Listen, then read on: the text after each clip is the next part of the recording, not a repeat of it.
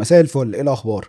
النهارده معانا حلقه جديده من زي كاست، هنتكلم فيها عن صناعه العطور وازاي السوق ده شغال، ولو حد حابب يبدا ببراند عطور سواء في مصر او في الخليج، ايه البروسيس اللي ممكن يمشي عليها وايه التحديات اللي ممكن تقابله. معانا ضيف ليه ما يقارب من 10 سنين في المجال، وليه تجربة جميلة جدا في السوق، وكمان يعني انجل كده محترمة في نقطة الشراكات ومحتاجين ان احنا نتكلم عنها. فهنتعرف ازاي ممكن نبني براند ينافس في السوق المصري او السوق الخليجي. قبل ما نبدا الحلقه دي برعايه ايجورز، ودي شركه متخصصه في الاستشارات والتدريب وفي الاكوزيشن، ومالكه لعده براندات مصريه زي فورتداش، سيجما، سيفيلا، طابار وما الى ذلك.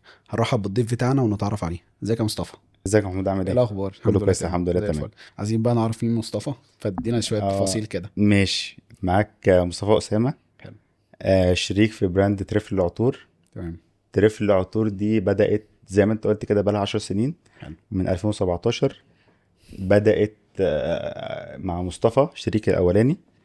بدأ هو في 2017 ودخلت معاه أنا في 2018. كنت في الفترة اللي هي ما خلصت جامعة ولسه هخش الجيش، فكان معايا وقت فاضي شوية وهو كان محتاج حد معاه كده، فدخلت معانا وأخويا. فبعدها بفترة اخويا اتشغل عشان كان عنده شغل وكده، فحب يطلع، وحبينا بقى ايه ندخل حد معانا جديد. فجت فرصة ان احنا ندخل معانا احمد عبد الله، اتعرفنا عليه، حسينا ان هو ممكن يفيدنا في قصة البراند وكده. هو كان شغال اوبريشن مانجر، فاحنا كنا محتاجين حد عنده خبرة يعني. حلو. كنا لسه صغيرين، مصطفى كان في الجامعة وانا كنت لسه يا دوب في الجيش. ف... فاحمد عبد الله دخل معانا، فبدأنا احنا الثلاثة في البراند. وبقالنا 10 سنين زي ما انت قلت، واحنا براند عطور. بس انا في حد كنا في كونسلتنت قبل كده، كونسلتيشن، فقال لنا انتوا مش عطور، انتوا بتوع الريحه الحلوه. حلو. ليه بتوع الريحه الحلوه؟ وانا بحب المصطلح ده جدا عندنا، علشان احنا مش بتوع عطور بس.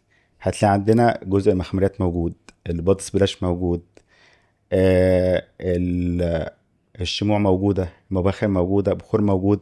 فاحنا بنحب الموضوع العطور، حلو جدا. فعلشان كده هتلاقينا بتوع الريحة الحلوة حلو جدا. طيب، بس. انت كده ما شاركتش في فكره ترافل، وازاي جات او جايه منين؟ يعني ما انت انا دخلت شريك على طول؟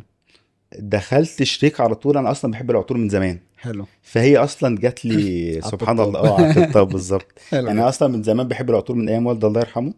كان دايما بيجيب لنا التورات الصغيره بتاعت المسجد، حلو تلاقي جدا. بقى مسك اه. وفل وياسمين والحاجات دي. حلو. واحده واحده بدات اجيب العطور من المحلات، جميل. فكنت بحب الموضوع جدا. بعد كده جالي ازازه اوريجينال وانا في ثانوي، ماشي. كان جيفنجي برهوم. ماشي. فدي من وقتها بقيت بحب العطور جدا، بقيت بستخدم العطور بشراهه. حلو. برضو ايه، فبرضو ايام الجامعه وكده الواحد بقى الميزانيه عنده ما بتبقاش احسن حاجه، فبدات اشوف السورس نفسه بتاع العطور نفسها. تصنيع. فحتى مصطفى لما جالي وقال لي حب ان اخش معانا واخويا وكده، فما اعترضتش، بالعكس حسيت الموضوع حلو ليا، هرش عطور ببلاش. حلو. كلنا كنا كده.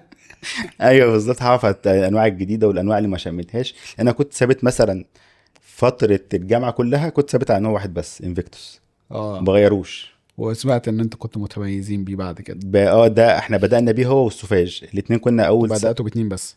في الاول كنا بدأنا بالسوفاج، لا بدأنا بعطور كتير، بس كان الاساسي عندنا اي حد عايز عطور بنحاول نرشحه الاتنين دول عشان حلو. احنا واثقين فيهم. حلو. عارفين اي حد لو جه وطلب حاجه كويسه تشرفه وتشرف اللي معاه، والهديه ولو طلب هديه لحد قريبه دي هتعجبه. حلو ده جدا. كده بنسبه كبيره يعني. ف...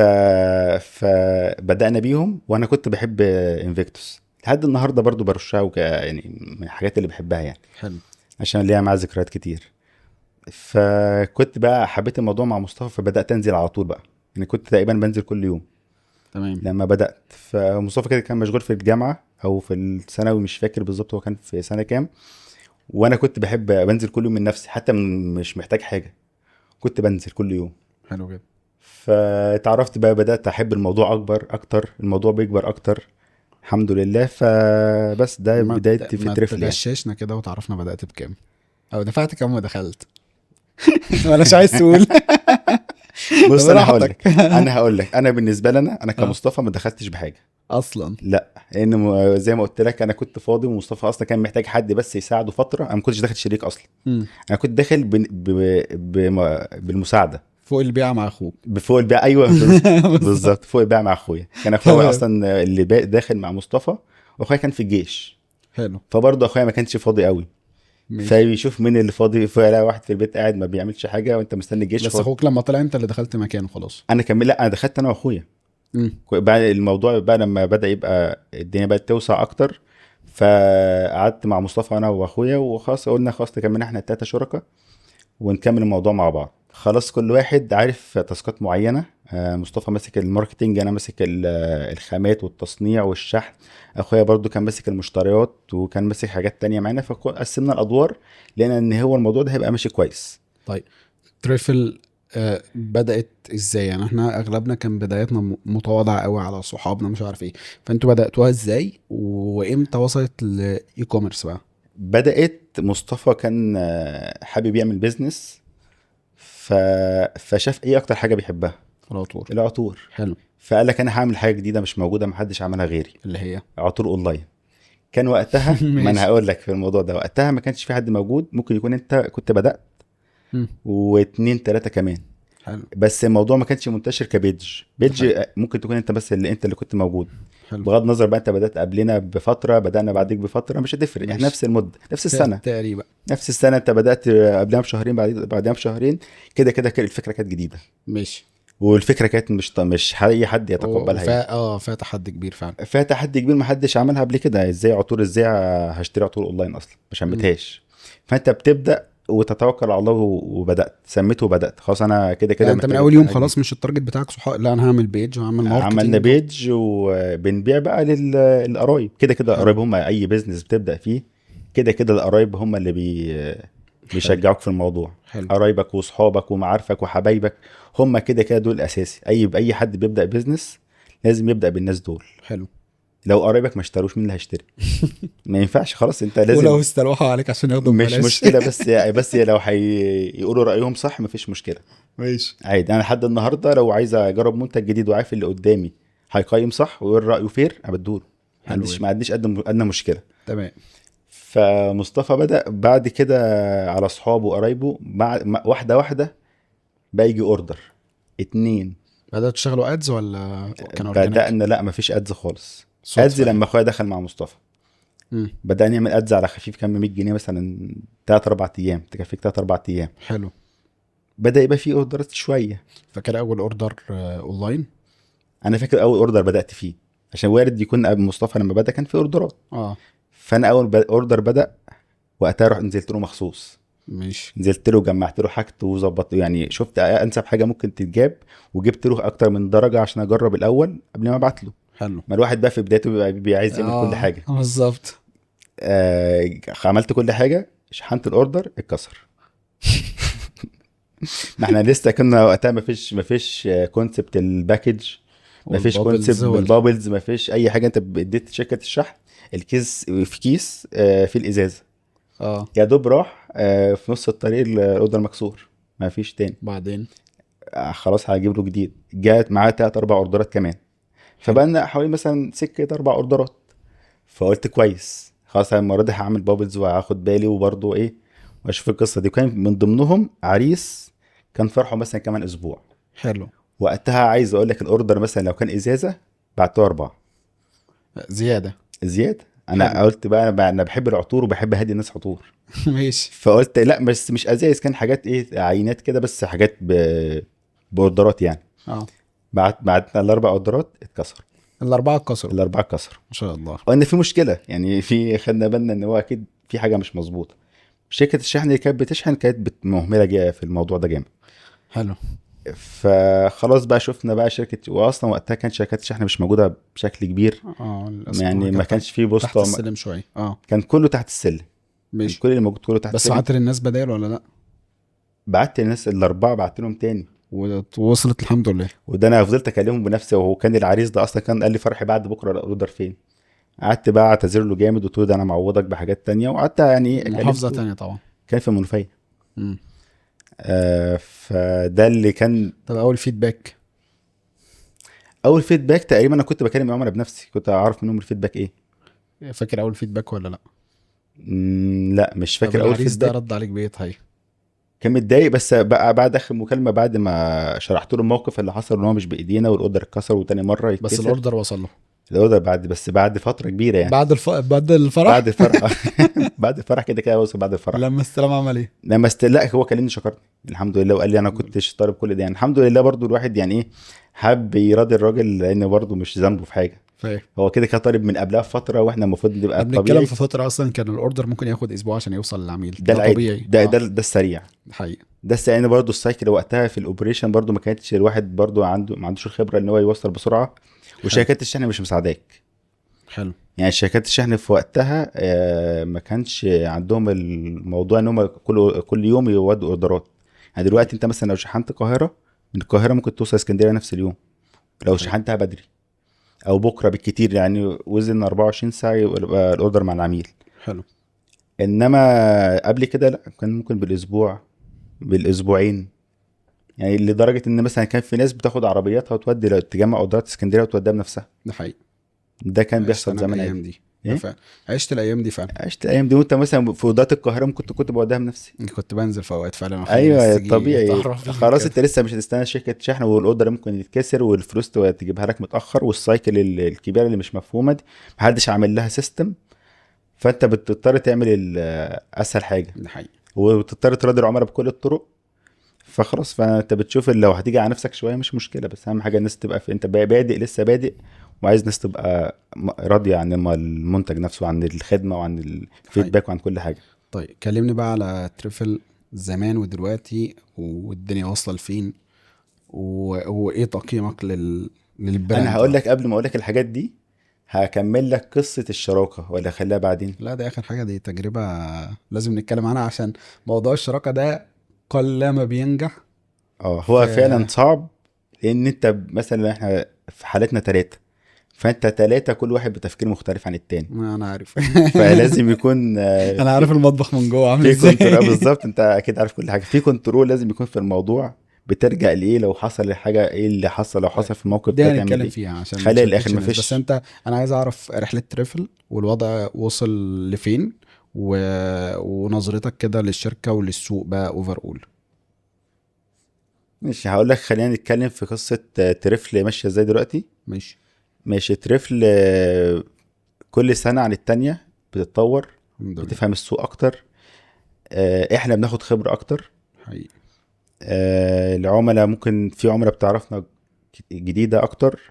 فاحنا ماشيين، انا شايف ان احنا ماشيين بمعدل كويس. تمام. خصوصا ان زمان ما كانش فيه منافسين. خلاص، هو احنا عارفين في محمود وفي ابراهيم وفي علي، مفيش حد تاني، ماشي. فكله عارف بعضه. حلو. انما دلوقتي كل يوم براند جديد يطلع، فانت لازم اصلا تكون وسطهم. انت زمان لو انت كنت معروف زمان، فدلوقتي انت غيرك فيه اكتر. الدنيا زحمه فعلا. كل يوم بيطلع 5 6 جديد. حقيقي. فانت بتضطر دلوقتي تستراجل جامد عشان اسمك يبقى زي ما هو، ما يقلش. فاحنا على قد ما نقدر، زي ما احنا بنتطور في تريفل كل يوم، مم. بنحاول نطور الشركة اكتر. فاعتقد ان احنا وصلنا لمرحلة في الشركة، اعتقد ان احنا كويسة جدا. طيب انتوا ايه اللي خلاكم فكرتوا اه في ان انت تحط لاينز جديده مع العطور، اللي هو بقى انا فاكر تقريبا كانت اول حاجه دخلت كان موضوع البادي باتر. لا اعتقد المبخره والحاجات دي كانت الاول، البخور. بعد كده دخلت فعلا في البادي باتر. هقول لك احنا بالظبط بدأنا في الاول في العطور. وزي ماشي. ما قلت لك ان احنا ماشيين بكونسبت الريحة الحلوة. فاحنا اي حاجة نشوفها، هو الريحة الحلوة مصطلح شامل، ماشي. بس احنا بناخد اللي البراند محتاجه برضه. ايوه يعني هي هقول لك. حكايه البراند محتاجه، هي موضوع ايه اللي يخليك تدخل مباخر؟ مجرد ان انت عايز تقدم اوبشنز تانية، ولا لا مثلا هقول لك، ليها احنا كونسبت معين؟ لقينا في جاب في السوق ان المبخرة الموجودة شكلها مش ألطف حاجة. حلو. شكلها مثلث هرمي، شكلها مفتوح من فوق كده، شكلها مش ألطف حاجة. من واحد ما يحبش يحطها قدام الناس، ماشي. يولع بخور. انت عايز تشم ريحة حلوة، وفي نفس الوقت عايز حاجة شكلها كويس بالظبط. تقدر تخليها موجودة قدامك. فاحنا وقتها عملنا دراسة للسوق، شفنا ايه المباخر الموجودة. لا، جبنا عينات موجودة، شفنا الحاجه مش الطف حاجه، خامات مش الطف حاجه، شكلها مش حلو، ماشي. آه مش كويسه. طب احنا ليه ما نقدمش حاجه واحنا بتوع الريحه الحلوه؟ نقدم حاجه شكلها حلو، عمليه، تنفع تحطها في البيت عندك وتشغلها قدام الضيوف وتبقى مبسوط بيها. مم. خلاص يعني نقدر نعمل حاجه زي دي، يلا نجرب. دي كانت الخشب. دي كانت بخار خشب. حلو. انت شفتها، انت ايه رايك فيها؟ اشتريتها ساعتها. اه بالظبط. مش خلاص مش هنكر. ايوه فاحنا قلنا وطلعت بشكل حلو جدا. كانت محترمه جدا فعلا. احنا اصلا فضلنا كذا فتره كبيره عشان نعمل عينات عشان نوصل لحاجه، لان هي المبخره دي كان فيها تركايه، لو عملت حاجه في الخشب تتكسر، تتقطم منك نصين، مم. وهي شغاله تتقطم نصين. ففضلنا فتره كبيره عشان نوصل لحل ازاي المبخره تبقى مقفوله وتطلع البخور، وفي نفس الوقت ما تسببش ضرر لاي حد، حلو. وتأدي الوظيفه بتاعتها وما فيش اي مشكله خالص. تمام. وعشان نقدمها كويس لازم يكون معاك بخور كويس. احنا ماشي. ما صنعناش البخور، بس شفنا ايه اكتر بخور في السوق سعره مناسب وفي نفس الوقت حلو. تمام. فوصلنا للمعادله دي، فخلاص هو منتج تقدر تنزله متماشي مع البراند بتاعك، انت احسن من السوق. طب وبعد كده موضوع الكوزماتكس بقى. موضوع الكوزماتكس، احنا كان في المخمريه اللي هي بادي باتر، دي تقريبا احنا اول ناس في السوق ننزلها حلو. ومشهورين بيها لحد النهارده. حلو. وفي براندات اصلا بدات مخصوص بسبب المنتج ده. ماشي. ده احنا برضو شفنا ان البنات بتحب تحط الحاجات دي في البيت، وحاجه كويسه وبترطب كويس. فسمعنا ان في حاجه اسمها مخمريه، برضو نفس الكلام. لما شفنا المخمات الموجوده في السوق بتتباع، لقينا وقتها الجل، الحاجات اللي هي فازلين مش طبيعيه بتضر البشره، وفي نفس الوقت انا عايزين نقدم حاجه ريحتها حلوه. خلاص خلينا نجرب احنا. ما كانش في بقى وقتها ازاي تعملها، ازاي تطلع المنتج ده بالشكل ده، ما كانش في حاجه، ما كانش في ريفرنس اصلا في الموضوع. فعملنا تجارب وقتها اعتقد مش اقل من 6-7 شهور. تمام. نطلع المنتج نجربه، لا بيلزق، لا غيره اعمل تاني، كلها منتج وكلها منتجات طبيعيه. ده الشرط الاساسي بتاعنا قبل ما نبدا في المنتج.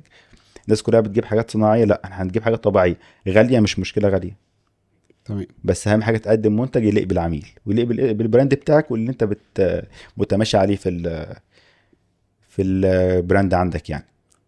فجربنا 6 شهور ما بين نتائج كتير، وناخد العينات ونبعتها بقى لقرايبنا، جربوا شوفوا انتوا، هم ادرى. حلو. انت كده كده في الاول والاخر انت بالنسبه لك انت كولد هتحطها مش ممكن اه. ما تحسش بحاجات ملحوظه، انما كبنات بيحسوا لو فيها 1% فرق يجيبوه. فبدات توزع على اكتر من حد، هما يطلعوا لك بالفيدباك، تاخد الفيدباك تشتغل عليه تاني. لا مش عاجباني، غير. فضلنا في الفتره دي زي ما قلت لك، ما اعتقد انها اكتر من 6 شهور كمان يعني. خلاص وصلنا للمعادله اللي تطلع لك المنتج حلو، ريحته حلوه، البراند بتاعك محتاجه. تمام. واحنا وقتها اصلا كنا بنعمل على طول كويشنير كده للعملاء، ايه المنتج اللي مستنينه من تريفل. دايما حلو. نعمل كده، بنشوف العملاء محتاجين ايه. خاص العملاء حبت العطور، ايه تاني ممكن تحبوه؟ والمخمريه والمبخره وقتها كمان كانت عامله شغل كويس بفضل الله طبعا.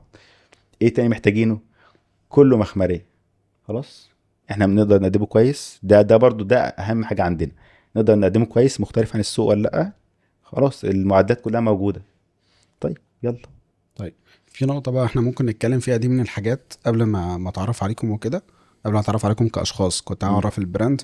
من ضمن الحاجات اللي انا شفت ان تريفل متميزة فيها جدا موضوع الكوميونتي والكونتنت كرييشن، ولمين حواليكم شلة شبهكم كلهم ليهم نفس الصفات. مظبوط صح. فدي من الحاجات اللي محتاجين نتكلم فيها. وكان الفكر وراها كان عامل ازاي يعني، حتى الطريقة بتاع الكونتنت كانت مختلفة عن بالظبط. اغلب الناس يعني. انا دايما كنت اميل للبوستات مثلا اللي قد كده، كنت الصغيره اللي بكتب هو بوستات اشتري قد كده. العطر مكون روشيتا. من الطبقات دي ومناسب للشغل، خلاص هو ده كان البوستات المتعارف عليها. البوستات بتاعتنا احنا كنا ممكن نتكلم ونحكي ومع الناس وكده، بس كانت حاجات صغيره. ما شاء الله كنت اشوف لكم بوستات صفحتين 3. انت برضو وقتها كنت بتنزل حاجات مختصره بس بتجيب يعني انت. لا ما بتكلمش في المجايب، انا لا بتكلم بتجيب، في لا بتجيب تكوينة بشكل الكوميونتي كويس. حواليك. اه احنا من يومنا، حتى انا كشخص بره بره العطور بحب اتعامل مع الناس، حلو. بحب اعمل اكونت كوميونتي معايا. ونفس الكلام مصطفى ونفس الكلام احمد، ده الصدفه برضو الغريبه يعني. حلو. فاحنا عايزين ننقل ده في البراند عندنا، ليه ما نعملوش؟ ليه ما انا اصلا بره البراند مع اصحابي وبخرج وبروح وباجي، وبحب الم الناس يبقوا معايا يعني وكده. فليه ما نعملش كده في براند؟ ده احسن حاجه انت بتعمل ده في البراند عندك، في حياتك الشخصيه، انقله البراند عندك. خلي البراند برضو يلم الناس معاه. هم الناس دي هم اللي معاك على طول. خلاص، حتى لو مش بشرط ان هم يجي يشتروا برضو. احنا مش هدفنا ان هم يشتروا، هدفنا ان هم يحبوا البراند ويحبونا ويحبوا ويفهموا المعنى بتاع الكوميونتي صح. كل ده في الاخر هو كده كده هيحب ان هو يشتري. هو الكلام ده صب في البراند بتاعكم بعد كده في فايدة؟ طبعا فايده. احنا الحمد لله كان الناس كلها بتحب يعني افتكر فتره ناس كتير ما كانتش بتشتري، بس تقول احنا عجبنا طريقه التسويق بتاعكم، عجبنا الكوميونتي بتاعكم. ناس تخش الكوميونتي في الجروبس وكده والبيج وما يشتروش، مم. وتلاقيهم موجودين في الكومنتات وعارفين الصفحه وعارفين البوستات. يعني كان في ناس بتبعت لنا احنا حافظين البوستات بتاعتكم كلها، بتشتري؟ لا. لا. مش مشكله، هتعال خليك معانا، هنبعت لك هديه، مم. مفيش مشكله. تعالى نعمل مسابقه كده. انا بتلكك على الموضوع. مم. بتبقى اصلا مسابقه بنكسب فيها 20 واحد مثلا، 15 واحد. حلو. كل الناس خلاها تحبنا، واحنا عشان احنا بنحب الناس. تمام. فده الحمد لله جاب لنا الكوميونتي الكويس اللي احنا محتاجينه، اللي احنا بنحبه، اللي شبهنا. بس فالموضوع كان حلو بصراحه يعني. طيب. وطريقه التسويق دي نابعه من احنا كاشخاص برضو. يعني انت لو جيت لي مثلا في الحقيقه وجيت لي في البراند، مش هتلاقي مثلا شخصين مختلفين. فاهم. لا، هتلاقي مصطفى اللي في البراند اللي بيكتب كلام بطريقه معينه، هي دي طريقته، هي دي حياته الشخصيه. يعني ده بالظبط. البراند ده بيمثلنا كاشخاص. ده حقيقي. دي من الكومنتات اللي كانت بتجيلي في بداية سيفيلا، كان بيتقال انا بقى بنعرف يعني الناس تعرفني، بنعرف البوست ده انت اللي كاتبه ولا حد غيرك. دي حاجه تانية برضو. ده حقيقي. جه برضو فتره مصطفى هو اللي كان بيكتب الكونتنت. جه فتره ما كانش متاح، يعني كان وقتها مم. كان في الجيش، فكان ما كانش متاح بشكل مستمر. وقتها ما كانش بينزل بشكل على طول، فكنا وقتها بننزل حاجات بديله. فدايما كل الكومنتات بتقال احنا عارفين بوستات مصطفى وبوستات احمد، بوستات مصطفى اسامه، يعني كل احنا التلاتة. مم. كل واحد لو كتب بوست، هو لو حد حافظ الكوميونتي وعارف البيج، هيجيب كل واحد من طريقته. حلو. حتى لو نص صحابي الشخصيين، واحد ممكن يجي يقول لي انت على فكره ده البوست ده بتاعك انت، والبوست ده بتاع احمد عبد الله، والبوست ده بتاع مصطفى اسامه. تمام. فهو ايه، فانا بقول لك هو البراند ده احنا اشخاص. حتى طريقتنا مع العملاء دي طريقتنا مع الناس بره. مم. احنا اصلا لما دارسين كاستمر سيرفيس، يعني انا شخصيا مش دارس كاستمر سيرفيس، ما اعرفش ازاي هندل العميل، ما اعرفش ازاي اكلمه بطريقه مثلا متعصب متضايق جامد، ازاي اخليه طالع مبسوط. ما اشتغلتهاش، مم. ما عنديش خبره فيها. بس بالطبيعه لما كنت في الاول مثلا عميل متضايق، عميل عنده مشكله، مندوب زعق له، مندوب اتخانق معاه، كنت اكلمه بمنتهى الشياكه ومنتهى الاحترام، اخليه طالع من المكالمه مبسوط. بيقول لي خلاص ابعت لي اوردر مكانه، لو اوردر ضاع مثلا او اتاخر عليه، وانا مستنيك، ووقت ما تجيبه انا تمام، ما عنديش مشكله. حلو. ليه بقول لك احنا ده طبيعتنا كاشخاص. يعني الحمد لله احنا كلنا ايه، نقلنا تجربتنا الشخصيه في البراند. حلو. بس. طيب بمناسبة تجربتكم الشخصية، أنا في حاجتين. أنا طبعا كنت شاهد على جزء كبير من الرحلة وأعرف بعض التفاصيل، ففي نقطتين بقى نتكلم فيهم. يلا بينا. النقطة الأولى، مم. إيه اللي خلى إحنا جينا في 2021 22 بدأ يحصل طفرة في السوق المصري مثلا في الجزء بتاع عطور النيش؟ كويس. وفي الفترة دي أنا كنت مستغرب إن تريفل ما بدأتش في ما عطور النيش، بدأتش ما ولا عندهاش ولا فكرت نوع ولا عطور ولا كان النيش. في بالها أصلا. كويس. ايه الكونسبت اللي خلاك، يعني احنا بقى عايزين نتكلم في الجزء ده، وليه اصلا كنت مركز خلاص انا في عطور الديزاينر مش هدخل نيش؟ وكمان الجزء التاني اللي كنت بصيح معاك فيه في جزء مثلا الويب سايت، لا انا شغل الويب ده سايت ده انت مش هينفع تقريبا دلوقتي. فضلت سنتين في الموضوع. انا كنت مستغرب جدا. ايوه، ف طب انا اعمله لك انا. عايزين نعرف ايه بقى وجهة النظر في الجزء ده، عشان ماشي. هندخل في الجزء الثالث. ايوه. ودي من الحاجات اللي كانت بتعمل بقى قلبان في السوق واختلاف في الكومنتات وفي الجروبس اللي مرتبطه بالاندستري وكده. موضوع بقى الكحول، لا احنا مش هنستخدم ايثانول، احنا هنستخدم ايزو كويس. بروبايل. ماشي. عايزين نعرف بقى ايه حوار الخناقه دي. فخلينا ناخدهم واحده واحده كده. في الجزء بتاع العطور بقى النيش، ليه ما دخلناش فيها؟ انتوا تقريبا دلوقتي دخلتوا. من زمان. طيب. ما انا اقتنعت. طب ايه اللي خلاك اقتنعت؟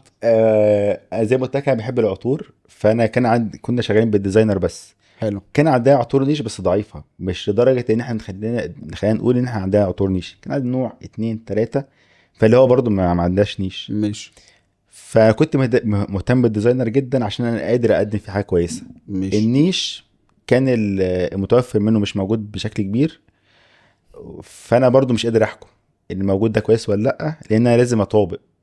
لان عشان مش ننزل منتج عندنا احنا بناخد فتره طويله جدا عشان طلع منتج. حلو. بقول لك البودي باتر طلعت حرفيا انا 6 شهور ده بنجز. ممكن تكون مثلا 8 شهور 9 شهور عشان مش فاكر، يعني بخار 3 4 شهور. فاحنا بناخد وقت طويل على ما نوصل لحاجه كويسه نقدر ننزلها في البراند عندنا.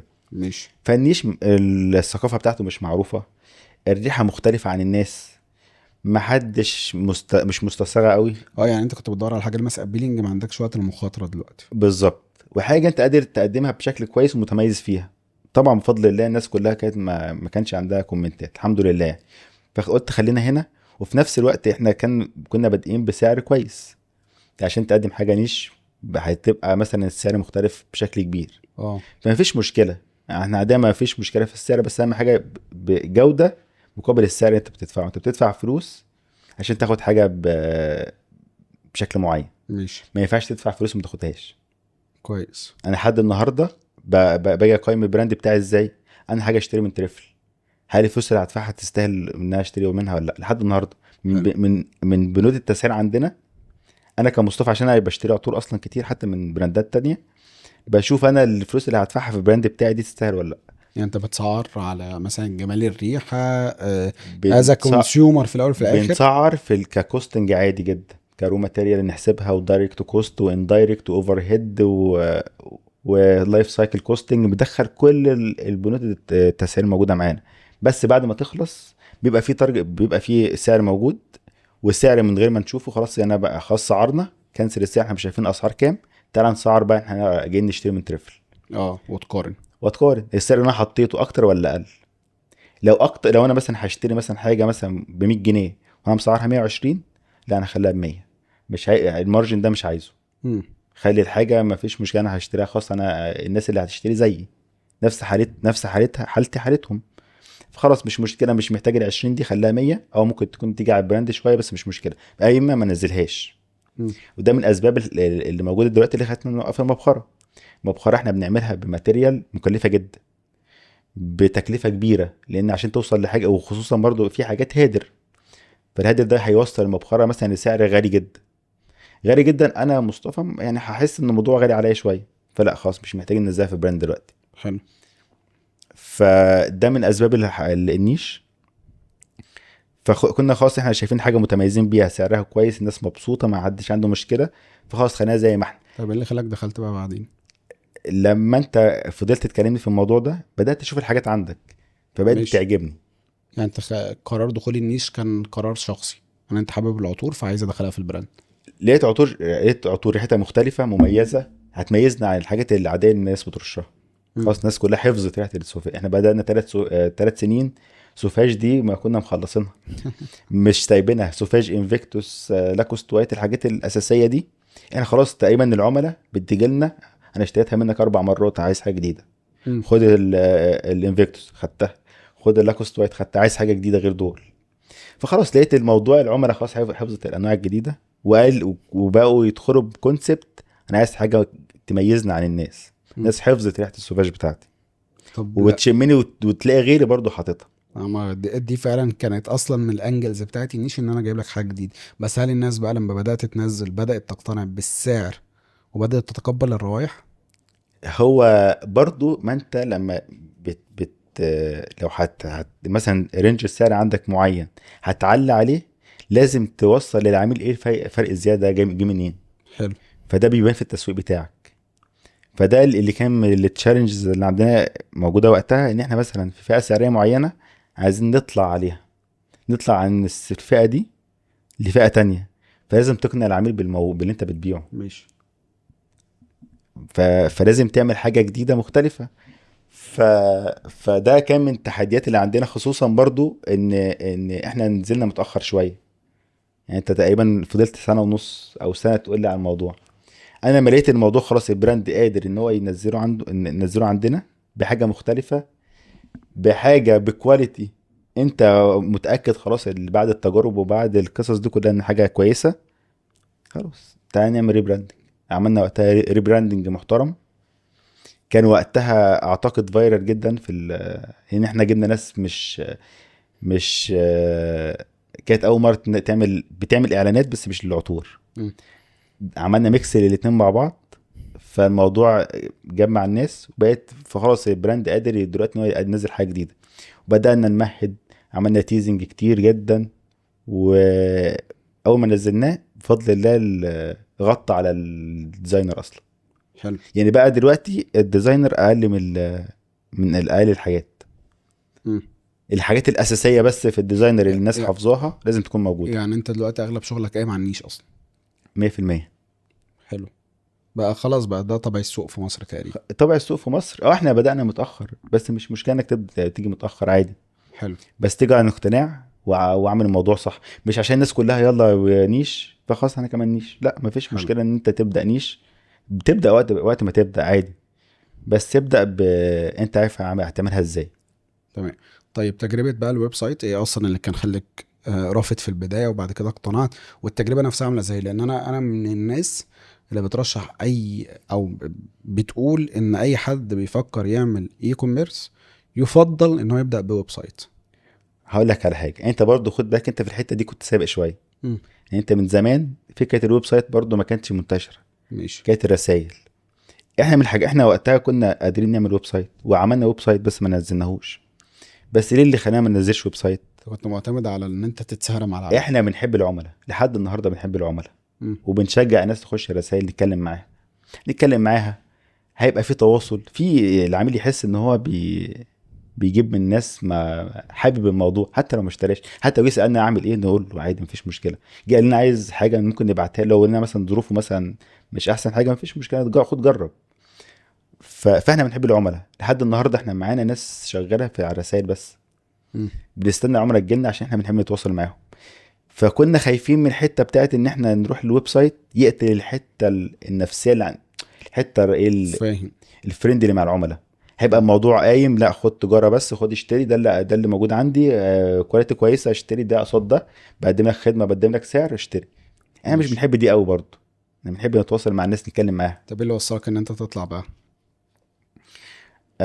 خلاص الناس على الفيسبوك والماسنجر ما بقاش الناس بقت بتدور على السرعة على دلوقتي. السرعه. الناس عايزه الناس خلاص عرفتك هي وخلاص. الناس فعلا كان عندها شك في الاي كوميرس، فكانوا بيدوروا على ان انا خلاص اقتنع بالشخص اللي بتكلم معاه اه وان هو انسان يعني. اه وحد بالظبط. هو بيطمن وبيحس ان انت موجود على الارض وان انت كيان صح. لكن دلوقتي هي الناس بتهرب من ان انت اصلا الناس تتواصل مش معاه. ما خلاص الدنيا بقت سريعه دلوقتي ده خالص. حقيقي. وصلت لمرحله ما فيش حد فاضي يتكلم.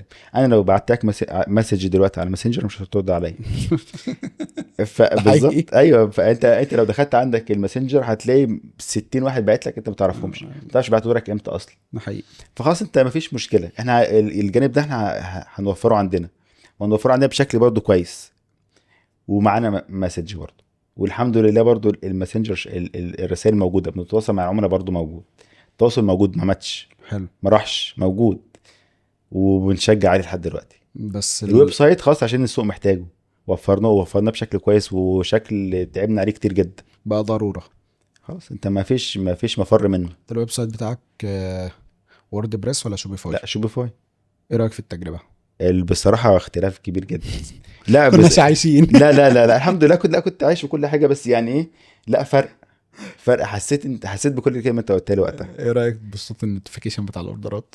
انا بستنى. بص انا فضلت فتره في الاول انا مشغله، فبس كنت مركز معاه. فانت قاعد مستني ايه، مثلا لو عدى مثلا عليك فتره، الموبايل سكت ليه؟ اه تحس مثلا ان انت تقول يا رب النت فصل، التليفون فصل شحن، اي حاجه تحصل ان اللي في دماغك يعني. حلو. بس فبعد كده بس بصراحه يعني الشريك نصحني في الحته دي، قال لي لا انت كنسل النوتيفيكيشن، انت كده هيحصل لك حاجه. كنا فرحانين بيه بس في البدايه. اه فخلاص يعني قلت له لا انا مش هقدر اوقفه. فوقتها حصل كذا حاجه خلتني اطلع من شوبيفاي، ما يبقاش معايا الاكسس منه. اه على ما رجع لي خلاص كنت نسيت بقى حوار النوتيفيكيشن ونسيت الحوارات دي خلاص. خلاص. فانا هي مسألة. ايه الحماس قل. لا مش الحماس قل، بس ايه خلاص انت قدرت تطلع بره الحته دي. في ناس مرتبطه بيها لحد النهارده عادي، بس ده بصراحه موضوع صعب. طيب عايزك يعني تحكي للناس كده تجربة الويب سايت عموما فرقت معاك ازاي في شغلك من بره ومن جوه، يعني في الماركتنج والعملاء والبراندنج وكده، ومن جوه بقى از اوبريشن واناليتكس وكل الليلة في دي. كماركتينج الموضوع بقى اسهل في حته ان انت بدل كنا من كلام العميل نرشح له انواع. العميل ممكن ينسى ويسيبك ويمشي، مش نسي، مم. مش هو مش عايز يشتري، نسي نسي الرسائل والمسج مش بيجيب لك نوتيفيكيشن في حد بعت لك، فهو ممكن يكون ينسى. انما دلوقتي هو بيخش على طول يجيب، فيبقى قدامك الموضوع سريع، مم. ويبقى بس احنا الحمد لله برضو يعني موضوع ما يعني كماركتنج وكاوبريشن احنا اوريدي عندنا سيستم قبل الشوبيفاي، واوريدي عندنا اناليتكس بكل الارقام بكل الحاجات اللي محتاجينها، واوريدي شغالين على الكلام ده. فالحته دي فرقت معانا كتير، بدات تجيب الداتا بشكل اسرع، الاوردرات بتتسجل بشكل اسرع، كل حاجه قدامك على طول. مم. بس احنا برضو اوريدي كان عندنا سيستم، فالحته دي برضو مش دي اللي نقلتنا في تريفل وكده. بس يعني ايه، هو اي حد بصراحه نصيحه لازم يكون يبدا شوبيفاي او ويب سايت عامه، لازم ما ينفعش تبدا اي كوميرس من غير ويب سايت، لازم حلو ما حلو جدا. ينفعش. طيب لو حد بقى من الشباب عايز يبدأ، تنصحه اصلا يبدأ بديزاينر ولا نيش؟ او احنا بس عايزين نوضح للناس كده الفرق بين الديزاينر والنيش في السريع. الديزاينر، البراند اللي بيعمل الديزاينر، براند بيعمل حاجات كتير مش شرط عطور، مم. ممكن تلاقيه بيعمل شنط، نيش. حزام، ملابس. هي عموما البراندات المشهوره بالنسبه للناس شانيل وديور بالظبط والحاجات دي. بالظبط، ومن ضمنها العطور، مش بتبقى كوميرشال اكتر، عايزين حلو يبيعوا بشكل اكتر. حلو. النيش حاجات سبيسيفيك شويه ماشي. اكتر، البراند خاص سبيسيفيكلي انا هبيع عطور نيش، مش عطور. هبيع حاجه غير العطور الا حاجات بسيطه، ماشي. وانتاج طبعا قليل، سعر غالي، وانتاج اقل، اختلاف في الريحه. وليميتد اديشن، ومش متوفره زي التاني. يعني الديزاينر انت هتلاقيها موجوده مع اي حد، النيش شويه نيش، حاجه يعني قيمه، حاجه مميزه. ممكن يكون انا مثلا بشوف في عطور في براندات مثلا ديور بتطلع عطور نيش عادي، ده حقيقي. خلاص هو الصح ان انت تحكم عليها في الاول وفي الاخر از كواليتي. بالظبط، مش يعني هي الناس متعارفه عن النيش ان ده براند بيطلع عنده حاجات بعطور بس، وده مثلا عنده حاجات غير العطور، ماشي ده اساسي. انا هو في عطور كتير ديزاينر اه تغلبت على عطور نيش يعني. بالظبط. بلو دي شانيل باغلب اصدار منها. سبايس بومب اكستريم دي بالنسبه لي انت من برفيوم زمان، انت نيش. اصلا انت زمان قلت لي القصه دي، سبايس بومب اه انا هنزل عطر واحد بس ديزاينر، انا فاكر سبايس انه كان بومب سبايس بومب، وديور اومنتنس. ديور هومنتنس بالظبط. انا وبرادلو بالمره يعني. ماشي، الحاجات دي فانا فعلا. بحسبها بصراحه زي ما انت قلت ككواليتي، ها. بغض النظر عن وبعد كده العوامل التانية. خلينا نتفق ان حاجه ال في لوي فيتو هو براند ديزاينر. اه لا هو بس قدر ينزل حاجات، هو منزل حاجات اصلا انت خلاص بتتكلم في اسعار فلكيه اصلا دي وكواليتي نقطه. محترم. يعني انا دايما بقول على عطور ال في، على عطور الصيفيه بالذات، السهل الممتنع، الريحه اللي الله يفتح تشمها عليك، عاديه خالص، الله يفتح عليك. بس صعب تجيب حاجه بالنقاء وبالجمال ده. انا مستحيل يعني، مثلا دلوقتي بقى الايماجينيشن عندي اساسي، ده حقيقي. ما اقدرش ما تبقاش عندي في البيت. حلو جدا. فدي الفكره بتاعت الويب سايت. لا هو مش هقولك ما فرقش، فرق كتير جدا، سهل علينا الدنيا شويه. مم. كنا ممكن مثلا لو في 30 عميل بعتولك على مع الرسايل، موضوع صعب انك تقعد ترد على كل واحد، ممكن واحد يسقط ولو منك. واحد اخر بقى، لو ردته متاخر. شوف بقى شوف بقى حوارات. شوف بقى لازم تراضي الناس، وممكن يكون متضايق او على وقتها، فكره العميل بيبقى فاكر ان انت قاعد له. قاعد له دي حاجه، وخلاص سيبته مش فاضيله، فهو برضو بيحس بالموضوع مش احسن حاجه يعني. حلو. طيب انت تنصح بقى زي ما قلنا حد يبدا بديزاينر او نيش ولا الاتنين مع بعض؟ مش هتفرق، انت هتبدا بديزاينر هتبدا بنيش، ابدا بحاجه انت شايف ان هي مناسبه للي هتبيع له.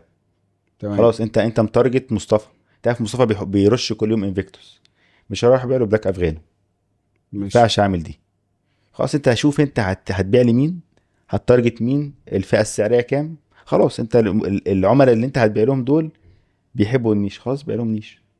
انت عارف ان هم خلاص متعودين على عطور معينه مش بيغيروها، يعني مثلا في ناس صحابي مش بيغيروا بقول لهم جربوا حاجه جديده، لا انا مش هجرب حاجه جديده، اه عايز نفس الازازه دي يوم مديها لي انا عايز زيها. ما تقوليش بقى حاجه جديده، ما تقوليش لا خلاص ده وخلاص تعاون.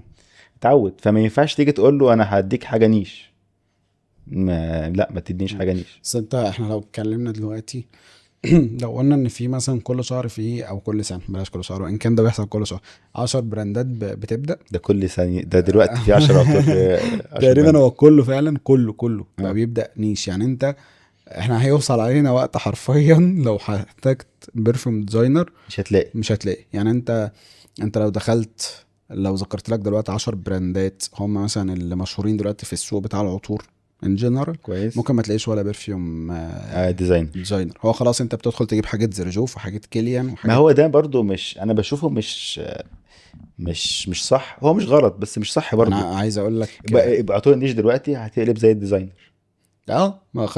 ايميجينيشن دي يعني صباح خلاص الفل. ايوه بص انا كل. كان ليا تجربه. احنا لما بدانا، لو كنت نزلت في وسط البلد بقى الجامع الاحمر والكلام ده، وقلت للناس اصحاب المحلات او البائعين اللي في المحلات ايوه عندك عطور نيش هجيب لك اقول لك ما عنديش كوبايات.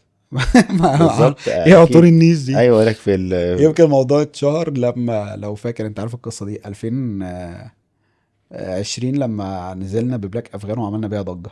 انا اصلا عرفتك وقتها بالبلاك اه افغان، انا قلت ايه بلاك العطر الاسود ده. بلاك افغان احنا اشتغلنا، ده كان اكتر بقى يعني، ده اللي شهر للناس عموما. يعني انا كان عندي تحدي وكنت بقول ان احنا نازلين بالتحدي ده، ان انا اعرف الناس العاديه يعني ايه عطور نيش. عشان كده لما بدانا كان في مثلا براندين بس اللي شغالين في النيش، صح. هو شغالين على الجروبات المشهوره الجروبس بتاعت المشهوره.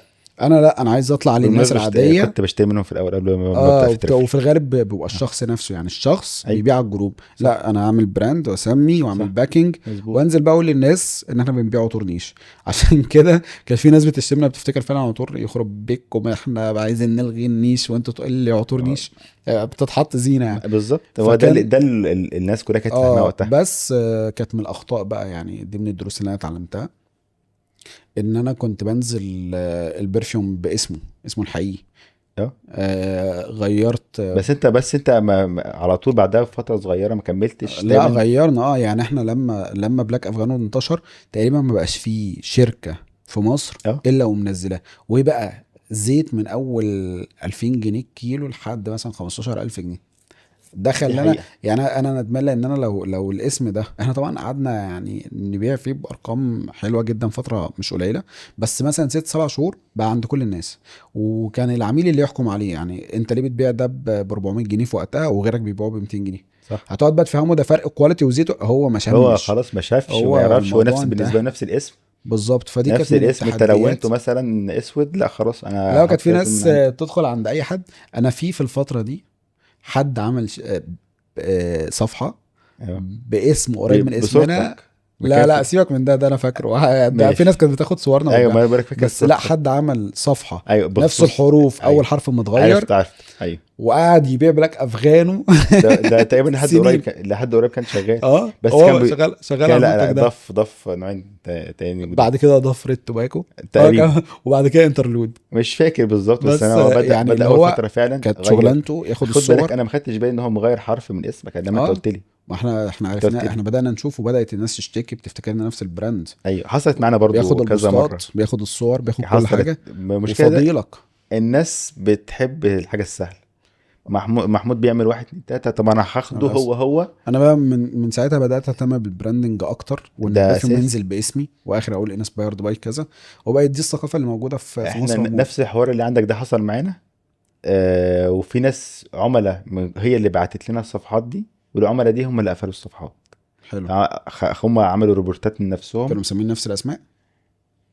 لا بس واخدين نفس الصور نفس اللوجو نفس لا انا الكونتنت. فعلا انا مسكت واحد، يعني انا كنت متصور انا ايوه بالازازه شفت انت. منزلها، ايوه حد خدها وبيقسم بالله ان دي قبل صورته. كده شفتك في جروب واحد كان حاطط صورته انت.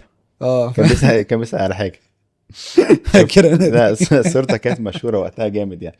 ندمت ان انا اصلا اه كنت بصور تقريبا لو انت وش، ما طلعتش ده وش جاب يبقى نص ايوه ما, التحتاني ما, بس ما كنت فيش كاسب فعلا. اه ما هو الحاجات دي وقتها كان كلها جديده. وللاسف ده حقيقي، بس كان مم. فيها تحدي. بس رغم ان السكيل بتاعنا كان صغير، بس كانت تجارب بصراحه يعني نشفت عظم الواحد شويه. يعني انا كنت بنزل انا اللي كنت بصنع، انا اللي كنت بشيل ده احنا واحط. عملناه كلنا. بص الفارما اللي عملناه، كانت في البدايه احنا دي، كنا نزلنا مع بعض اه وكنا احنا الاتنين بنشيل. بقول لك الفارما اللي كانت في البدايه دي كانت لا ده كان لازم تحصل، ده حقيقي. كان لازم او تحصل. مش لازم قوي يعني، مش كل الناس بيحصل معاها كده، بس هي بتبقى لا بتسبب ما نقله محترمه في شخصيتك على الاقل. انت اي حد جبته بعد كده الشركه اشتغل اي حاجه انت اشتغلتها قبل كده. ما ده اللي بيفرق مع الواحد ده برضه. حقيقي. الحمد لله. يعني لما حد يجي مثلا يتكلم او تلاقيه بيقول لك اصل الموضوع صعب، لا مش صعب. يعني الحمد لله انت لو ركزت فيه شويه هتلاقي الموضوع مفيش اسهل منه. انت ادي الشغل حقه وقتها وهتلاقي الدنيا سهله. ده حقيقي. طيب انت بقى دلوقتي عايز اخد منك وجهة نظر كده عن سوق العطور في مصر دلوقتي عامل ازاي؟ هو سوق العطور في مصر دلوقتي مشكلته انت كل يومين، مش كل يومين، ده دلوقتي مثلا في براند عطور بيتعمل، حلو. شايف ان دي فالموضوع بقى مشكلة؟ تجاري. هو مش مشكله، بس الناس بتبدا ايه، شايفه البيزنس سهل، شايفه الدخول سهل، ما تعرفش مساوئ الموضوع بعد كده. انت في رأيك عدد الشركات اللي بتدخل اكتر ولا عدد الشركات اللي بتطلع من السوق؟ لا اللي بتطلع طبعا، امم. اللي بتطلع. هات لي واحد فضل سنه كامله ما طلعش، انت عارف قليل. كم موظف اشتغل معانا في الشركة وطلع عمل براند؟ لان تخيل لسه العطور. كنت هقول لك النقطه دي. احنا برضو عندنا كذا واحد بيجي بيقول لك انت بتعمل ايه، الموضوع سهل. مم. تفضل تقنعه الموضوع مش زي ما انت متخيل الموضوع. اي بيزنس لو انت بصيت له ده ودخلت جواه هتلاقي الموضوع ده سهل. حقيقي. الاكل خلاص، اما الاكل انت بتعمل ايه، بتعمل شويه فراخ مثلا، بتسلق بطاطس او بتحمر بطاطس، ما الموضوع سهل مش صعب. خلاص روح بيع. انا عايز اقول لك في مره لقطنا حد في الكاميرات بيصور. يعني انا من وجهه نظري ان الموضوع مش سهل، فعادي لو في زيوت دخلت احنا عادي ممكن تتحط على الرف باسمها بكل حاجه، ببياناتها، بياناتها ببيانات كلها، الشركه ما نفسها. عندكش مشكله طبعا في الناس دي. ما بتراعيش بقى ان الشركه نفسها دي، يعني في حاجات مثلا احنا بنجيبها من بره مصر، فانت لقيت عليها شركه اكس فانت فاكر بس ما علينا. مم. فمره لقطنا حد في الكاميرات بيصور الحاجات دي، وانا عارف ان هو بيعمل مفيش مشكله بيج، بلاش اقول براند، وهو فاكر ما خلاص بقى هي اصل مفيش مشكله، انت انا ما عارف انا إيه؟ بصنع بنفسي، هو الموضوع بسيط جدا. ما اعمله هو انا مش بقى. هو مش فيلا عارف الموضوع. هو اصلا يعمل، المشكله فين؟ بيقول لك خلاص انا مش هكمل مع محمود واروح اعمل انا لوحدي. هو يروح يعمل بيج ويجيب العشر ويكون ازايز اصلا ويبدا. مشكلته فين؟ بيبقى مثلا معاه مبلغ بسيط مش دي محوشه. المشكله، ما كلنا بدانا ببساطه، بس هو لا فاكر ان انا هعمل البيج وانزل وخلاص، وهبيع وناس تشتري، الصبح. ناس تشتري، مفيش مشكله. ف يعني انت قلت برضو في بودكاست من قريب ليك، لو انت عايز تشتغل في منتج خده من حد وبيعه، ده ما حقيقي، تصنعوش هي انت. المشكله في البيع. بالظبط، اهم حاجه البيع. ما انا لما كان في ناس شغاله معانا وتمشي تقول لي عايز افتح براند عطور هتساعدني ولا ايه؟ تقول لا، مش قصه تساعدك ولا لا، انت هتعرف تبيع. انا اساعدك، اقول لك كل حاجه. بنساعد. انا اجيب لك الرو ماتيريال نفسها، خد اشتغل انا بيها. واحد من الشباب كان صديق ليا وكان خريج هندسه برضه، جه قال لي انا عايز اعمل براند عطور. انا عارف ان هو عشان شاف عزام شغال في أيوة. عطور عايز يعمل زيها. انا وصلته بانضف موردين في مصر وقلت له يشتغل بايه وازاي. تقريبا انا افتكرته، كان ما بدأ كان اللي هو، افتكرته ماشي، ماشي. افتكرت اسمه. عايز اقول لك ايوه. جه، بس هو الموضوع بالنسبه له كان سبوب. هو جه اشتكى لي بعد شهرين انا ما بعتش. قلت له ما انت هتبيع بواحد اتنين تلاته، يعني عرفته كمان جزء هيبقى الميديا باينج والدنيا تمشي ازاي، ووصلته بناس. كويس. اشتغل شهرين ثلاثه، بالظبط. بدأ يجيب فلوس، فعجبه الحوار. عارف بقى بيعمل ايه؟ بقى خلاص انا اروح اشتغل بشغل بشهادتي، وكل ما اتزنق في قرشين اه هشتغل شهر. الكلام ده كان سنه كام؟ كان سنه 21. طبعا هو لو لسه مستقر هو كان زمانه دلوقتي مشغل مع مهندسين عادي في الشغلانه. هو بس هو بص هو دلوقتي عايز يعمل شيفت كارير وبيندم على البراند بشكل بشع. لان زمان اللي بدأ زمان وثبت رجله صح. وخاض الرحله، بصراحه هو الوضع دلوقتي بقى اصعب بكتير. بس الناس مستسهله فاكرين فعلا. يعني واحد قال لي انا عايز اعمل براند عطور، حد من الشباب المقربين منه شغالين معايا. قلت له يا ابني الموضوع صعب. قال لي إيه الصعب في كده؟ بحط الزيت على الكحول وهرجها وهبيعها. هتبيعها ازاي؟ هو مش فارق معايا. هتبيعها ازاي؟ عملت عايز اقول لك راح اعمل علبه كرتون عاديه ب 60 جنيه من غير ما يبلغني. طب ده باسم انت ده بدأ ب 60 جنيه تكلفه باكج، ولسه بقيت الحاجات التانية ب هيبيع 60 بخساره 70 جنيه دي انت كده. بتعمل بيها حاجه هارد كفر، بس طبعا اعداد. هو كان عايز يروح علبه كرتون عاديه، هيبيع بخساره كده. بس هو 60. هو مش هيقدر. كلف الازازه اصلا اكتر من، بلاش بالظبط، اقول ما بقولك ارقام بس. هيبيع بخساره. بس انت لسه عندك تكلفه بقيه الرو ماتيريال اللي بتحطها، انا ودي مش قليله قلت برضه. له يا بابا التكلفه بتاعتك دي اصلا، اه العميل اللي انت صحابك وكده هي متارجته ان هي تشتري اصلا باقل مش منها. محتاج باكج واحد، لو واحد ما صاحبك على مستوى الصحاب قال لك انا هديها لي زي ما هي. هي الفكره كلها في استسهال الموضوع ليس يعني. اه لا، الناس بتستسهل. انا برضو خد بالك من الفيدباك اللي يعني في حد اشتغل معاك قال لي انت بتساعد الناس، لو حد حب يفتح الحمد براند لله. او حب انت بتقول له ما هي مفيش الناس، مشكله. الموضوع سهل. احنا بقى اللي بنحاول نقنع بيه الشباب، هي في انت بص، انت اصلا يا جماعه يا اللي اشتغلت معانا في التصنيع او الجزء بتاع الاوبريشن في البرودكشن، انت اصلا ممكن تبقى الشركه دي خمس ست تيمات قبلك عشان الشغل بالظبط، ده يجي لك، ده اهم حاجه. في كذا وكذا وكذا وكذا وكذا وكذا. وارخص يعني مش عايز اقول ان ارخص حاجه اصلا تمن الحاجه اللي في ايدك في هي اللاين بروسيس كله. كامله، يعني بتسلم بعض. بالظبط. خلاص هي سايكل كامله، عارفين ان احنا الفانل يعني بتبقى طيب. حاجات معروفه. طب طيب. انت الحاجات اللي بتصنعها عارف انت فضلت قد ايه عشان توصل لدي الخامه دي، ان هي خلاص دي اقدر اشتغل بيها؟ مش سهله، هو في تجارب قبلها احنا كتير. محتاجين نقول للناس اصلا ان إن الصنف الواحد انت ممكن تلاقيه في 10 أو 15 شركه، محتاج كتير، ان انت تجيبه وبعد ما التست. توصل لشركه معينه خلاص هي دي اللي هجيبها. ممكن تقف خلصان، تتغير. خلصان، بالظبط. خلصانه مش موجود. لسه فلا حاصله فمين. معايا من الشهر اللي فات، جبت نزلت كذا مره وجبت خلاص حاجه خلاص استقرينا عليها هنجيب دي، يلا اطلب. مفيش. طب انت بالمناسبه دي، انت شايف ايه اكبر المشاكل اللي حاصله في سوق العطور لاي حد بيبدا او عايز يبدا؟ المشكله اللي بيبدا خلاص هو بيقلد الناس، امم. مش عايز يعمل حاجه جديده. مش. دي من اكتر المشاكل اللي انا بشوفها اصلا. يعني انت هتعمل طبعا لو هتعمل زي مع صاحبك بيعمل او البراند ده بيعمل، مم. فايه اللي يخلي ده يروح يشتري منك؟ فانت كده بتضرب البراند وخلاص، بتضربوا بعض. فمش كده، انت لو هتلاقي نفسك هتقدم حاجه جديده ماشي، خش شوف انت، شوف اللي حواليك بيعملوا ايه. وزي ما احنا مثلا عملنا في المخمريه، شفنا جبنا عينات من السوق كله، شفنا ان في جاب في الحته دي ما حدش بيقدمها بكواليتي طبيعيه 100%.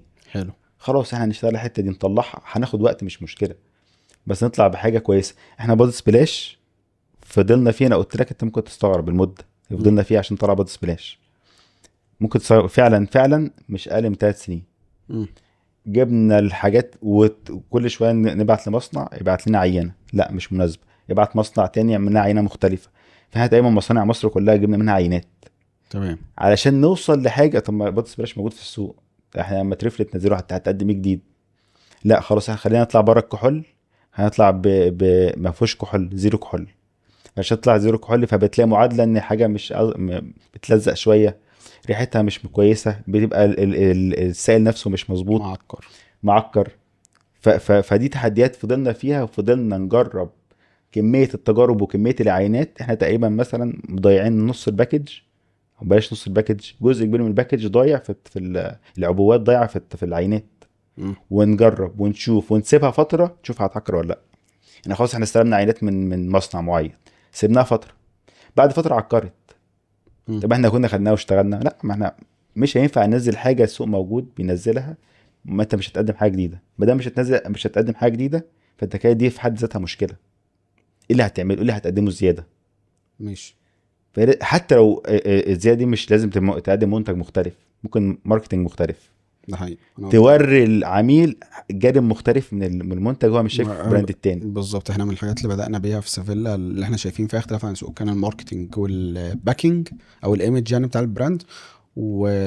انت والباكينج ده كان فيه مشكلة يعني، من بس من اكتر الانجل. الناس اللي انت كنت حاطط ايمج البراند عندك في البدايه. الحمد لله. ده كده كده احنا مش مختلفين عليه. طيب ايه تاني اللي ممكن يقابل حد بدأ الشغلانة دي بالنسبة بقى للسوق، الموردين، العملاء؟ الموردين المشكله هو لو ما تعاملش مع حد ثقه، هو مش فاهم في الاول، فممكن يبقى يلاقي اللعب كتير هنا في الحته دي. مم. انت مش ضامن الراجل اللي قدامك ما دام ما تعرفوش. ايه اللعب وهو اللي ممكن يحصل؟ في الخامات تقول له عايز حاجه اديك حاجه مكانها ما انت ما تعرفش.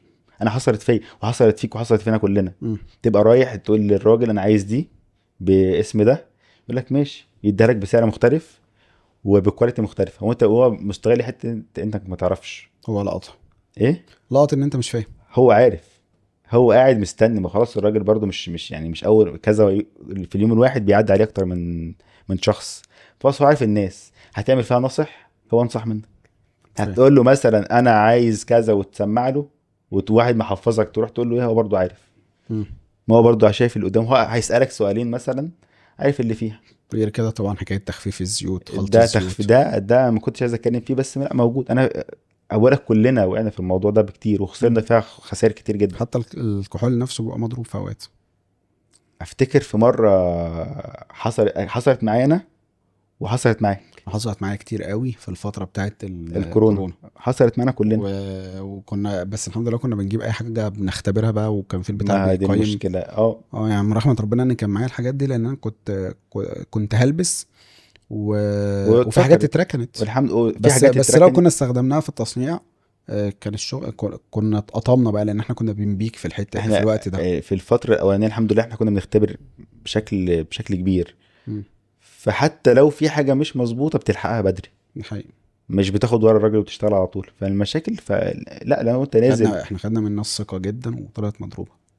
اه، يعني بلاش بقى نتكلم في ما عشان كده قلت ده. لك مش حابب اتكلم في الحته دي، بس لا ما دام فيها المشاكل، لا بصراحه يعني لو انت رايح ومش عارف، خلاص ده احلى حاجه الراجل اللي قدامك طب يشتغل انت عليها. ايه رايك بقى في دي حاجه لسه مستجده على السوق؟ ايه رايك في المنافسه اللي انا شايفها الشرسه اللي بدات تواجه البراندات المصريه من ناحيه العطور الخليجي اللي بدات تظهر، اللي بتلعب بقى على الايمج الجامده وال100 وال200 مللي وسعر برضو رخيص وهكذا؟ هو بصراحه العطور الخارجي داخله بشكل قوي الفتره اللي فاتت، خصوصا اخر سنه او اخر سنتين. اه دخلت كل شويه تلاقي براند سعودي طالع، وزي ما انت قلت 100 مللي و200 مللي وبسعر منافس. ده حقيقي. بس اللي لاحظته ان ما عندهمش كونسيستنت في الكواليتي. بص انا مش كله برضه، بس في جزء ماشي. كبير. بص انا يعني رايي بقى في اللي بيحصل دلوقتي. انا شايف ان البراندات المصريه هم منافسين اهو، بس انا شايف ان البراندات المصريه الايفورت اللي محطوط اقوى صح. بمراحل من اغلب البراندات الخليجيه. هي الفكره هناك اول حاجه دعم خرافي هناك، الدنيا مفتوحه في الدخول والطلوع. يعني هو سهل ان هو يدخل بسرعه من خد بره. بالك ده فاكتور مؤثر جامد جدا في اه لا، هو الموضوع. ده هو بيدخل بضغطه زرار وبيطلع لاي دوله في العالم بهوا.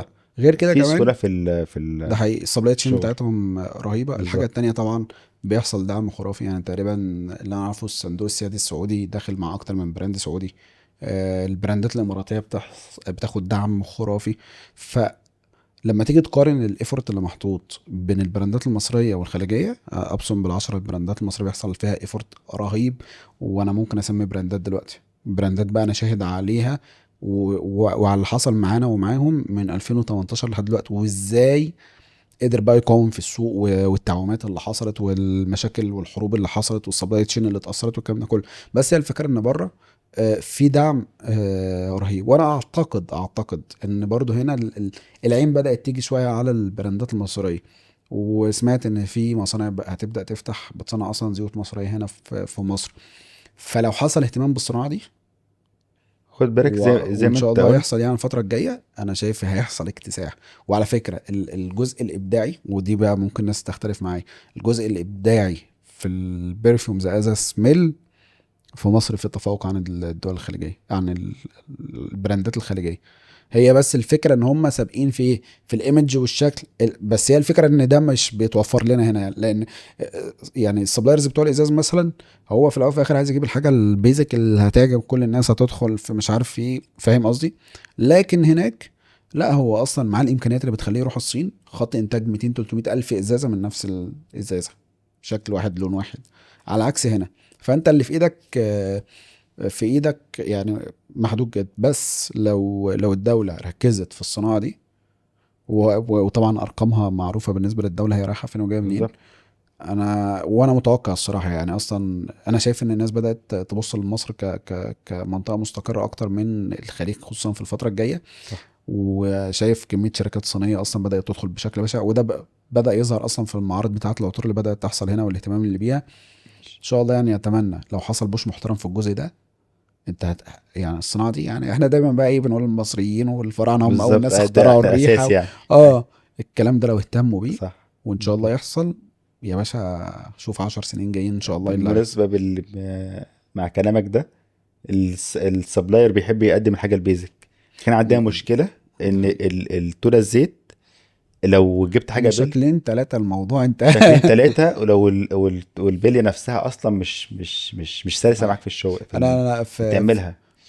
في براند وربيس اه عشان نعمل ليبل بس مختلف عن السوق، عشان البراند متأسس بره طلعت بره وكده. تقريبا ولا عملت؟ جبته من الصين. ايوه ما انا فاكر. يعني جبنا ستيكر من نفس الصين. نفس الفكره، احنا عايزين كنا محتاجين نجيب تولة عشان نشتغل عليها، مفيش.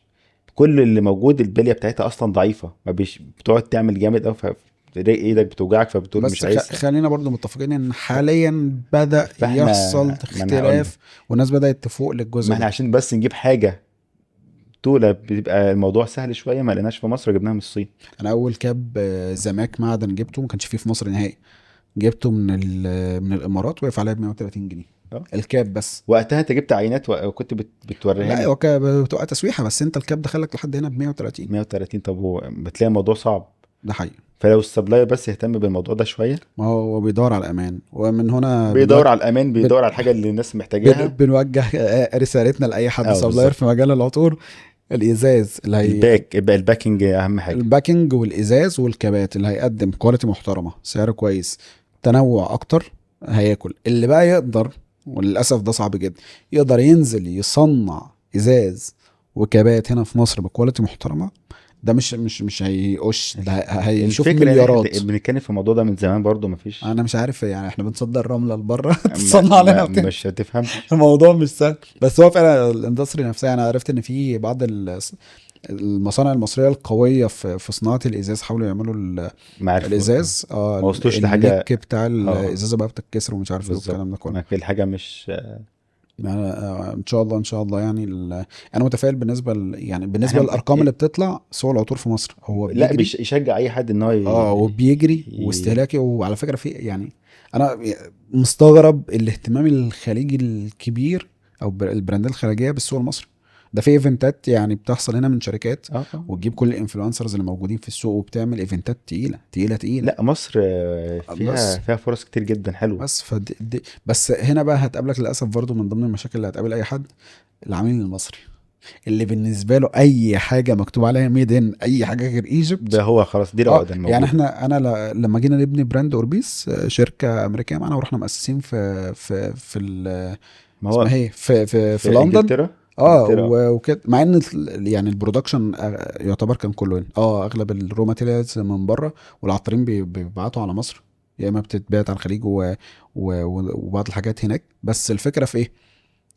ايه اللي خلانا نعمل كده؟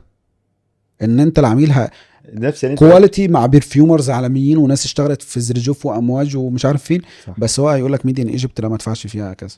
هي فرحت قافل على هي اخرها الرقم ده. رحت قافل على السوق المصري ايوه. يعني الشركه أم- بره والحساب البنكي بره وكل حاجه، ما فتحناش بوابه دفع جوه مصر. ما مش عايز، ما كناش بنتعامل مع مصريين لحد الحمد لله، ما في الاخر خدنا الشركه كلها، ودلوقتي غيرنا كل حاجه انها ميد ان ايجيبت.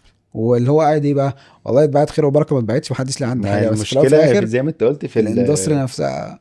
اه يعني بس يا عميل مصر لو انت عرفت توصله صح هيدفع لك اللي انت عايزه. بس خلينا متفقين ان اه السبب الرئيسي من اسباب نجاح براندات كتير خليجيه دعم العميل المصري، اكيد. وسبب رئيسي من فشل البراندات المصريه آه، مهاجمه العميل المصري، اللي هو حرفيا بيجيب كواليتي اقل، بس انا جايب حاجه مستورده وجايب حاجه خليجيه، مش حاجه لوكال براند وحاجه شعبيه. صح.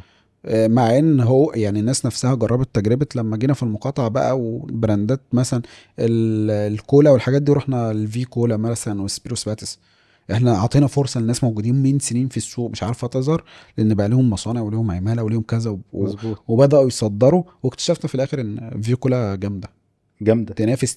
تنافس واحسن. وسبيروس باتس كانت نازله بفليفرز الكيوي ده، انا كنت بعشقه. الحاجات دي كانت قدامنا، واحنا لا احنا مرتبطين انا ببراندات كان تانية. العقده بتاعتك ان انت خلاص مقتنع اي حاجه بره مصر حلو. وموضوع الكافيهات ستاربكس ومش عارف، لما اعطينا فرصه للبراندات المصريه نزل عندنا، حصل طفره في السوق، زي عندك فاسكو دانسينج جوت ومش عارف. فورت داش.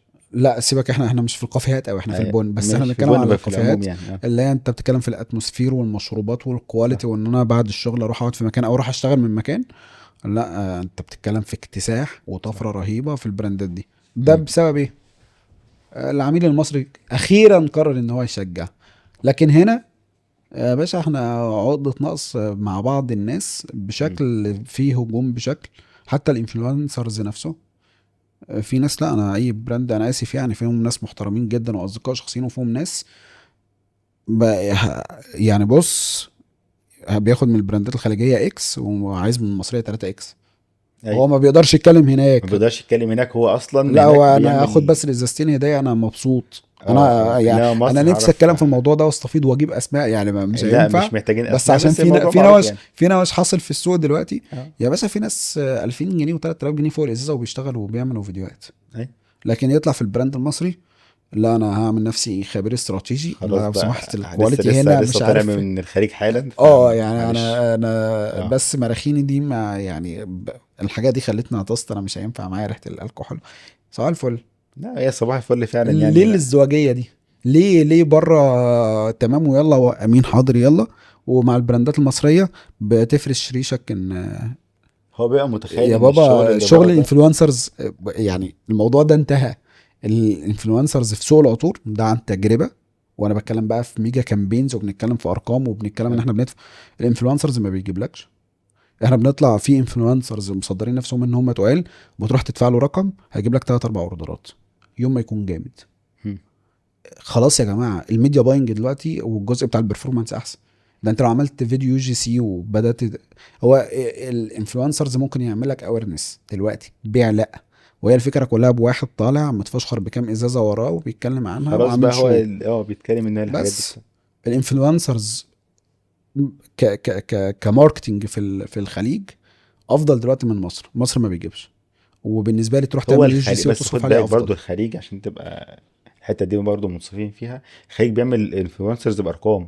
ايوه البراند الواحد مثلا ممكن يجيب 100. ده انا بكلمك هنا في ازدواجيه ف ف المعايير بالنسبه ال- للعميل تجاه البراندات المصريه والاجنبيه، وبالنسبه للانفلونسرز نفسهم الا من رحم الله. انا صح. فيهم ناس يعني انا اعرف انفلونسرز مراخينهم تتقل بالده. حلو. يعني انا بقى هنا اخص بالذكر بصراحه احمد سمير ومحمد بيومي واحمد الصاوي، الثلاثه دول على المستوى انا الشخصي. متابع محمد بيوم على طول بصراحه يعني. الثلاثه دول محترمين. بيومي مراخينه فشيخه، اي بس هو انسان عايز يتشد شويه. انا اسف يعني بيومي انت عارف اللي فيها. ماشي. يعني هو مهمل في نفسه ده بجد. بس لا انا بيومي بس بصراحه من مراخينه بحب. بيومي ما فيش مثلا ايوه ايوه. هو وعلي ما فيش ازازه في اوربيس طلعت غير لما شافوها قبل ما تطلع. مم. احمد الصاوي نفس الحوار. كويس. احمد سمير كنت في اوقات كتير جدا يعني الشخص الوحيد في مصر، مش الشخص الوحيد بس اكتر شخص انا ركزت معاه ان هو بيتكلم عن اوربيس. مم. تمام. ليه بقى؟ لا انا لو ما بعتلوش نوتس هو قيم لي الازازه وقال لي دنيتها رايحه فين وجايه منين. في ناس هنا بيقول لك الازازه حلوه ايه اللي فيها بقى. اه هتجيب يلا كام بينا بقى؟ بقى، او يفتح اه. فراجرانتيكا مثلا ويشوف النوتس فيها ايه. يلا ويقعد بينا. يسمعهم لك. او اي لا هو فعلا بشات جي بي تي. اي. ما ده مش حصل قدام عيني معانا. الفكره دلوقتي كله ان هو ماشي لا خلاص. وفي حاجه الايجو بتاعها عالي يعني. ايه يا جدعان؟ ايه يا زي ما انت جدعان؟ قلت انا رافع ايدي من الكوميونتي ده، وما اقبلش ان حد، انا اسف يعني ان حد يعلي عليا صباح الفل. انا في الاول وفي الاخر انا اسف يعني اللي هيعلي عليا اقول له انا مشغلك عندي، انا بديك قرشين عشان تتكلم. اه. مع احترامي ما دي لكل المشكله ان الناس. هم وصلوا نفسهم للمرحله دي فعلا. بس دي فمع مشكله. احترامي لكل الناس. مم. لكن يعني انا شايف الجزء ده بقى فيه قفا رهيب.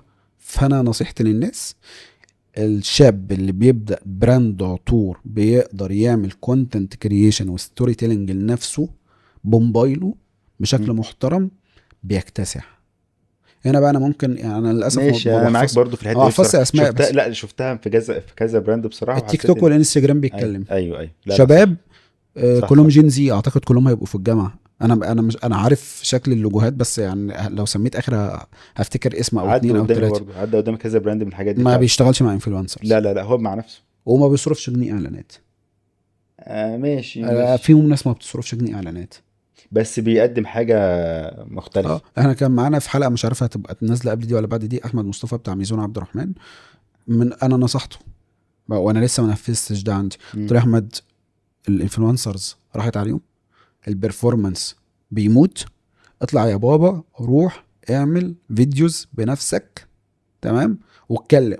لا انا بكره الكاميرا ومش عارف ايه. قلت له طب هات حد من صحابك صدره وده مش صح. مم. ودلوقتي مصدر ناس من صحابه بدأ يكسر الحاجز وبدأ هو هو بصراحه يتعمل البراند بنفسه. ده براند هو محترم جدا دلوقتي يعني. لو قلت له هو بنفسه، لان هو لما بدأ يقوم صرف ارقام ضخمة جدا مع الانفلونسرز مم.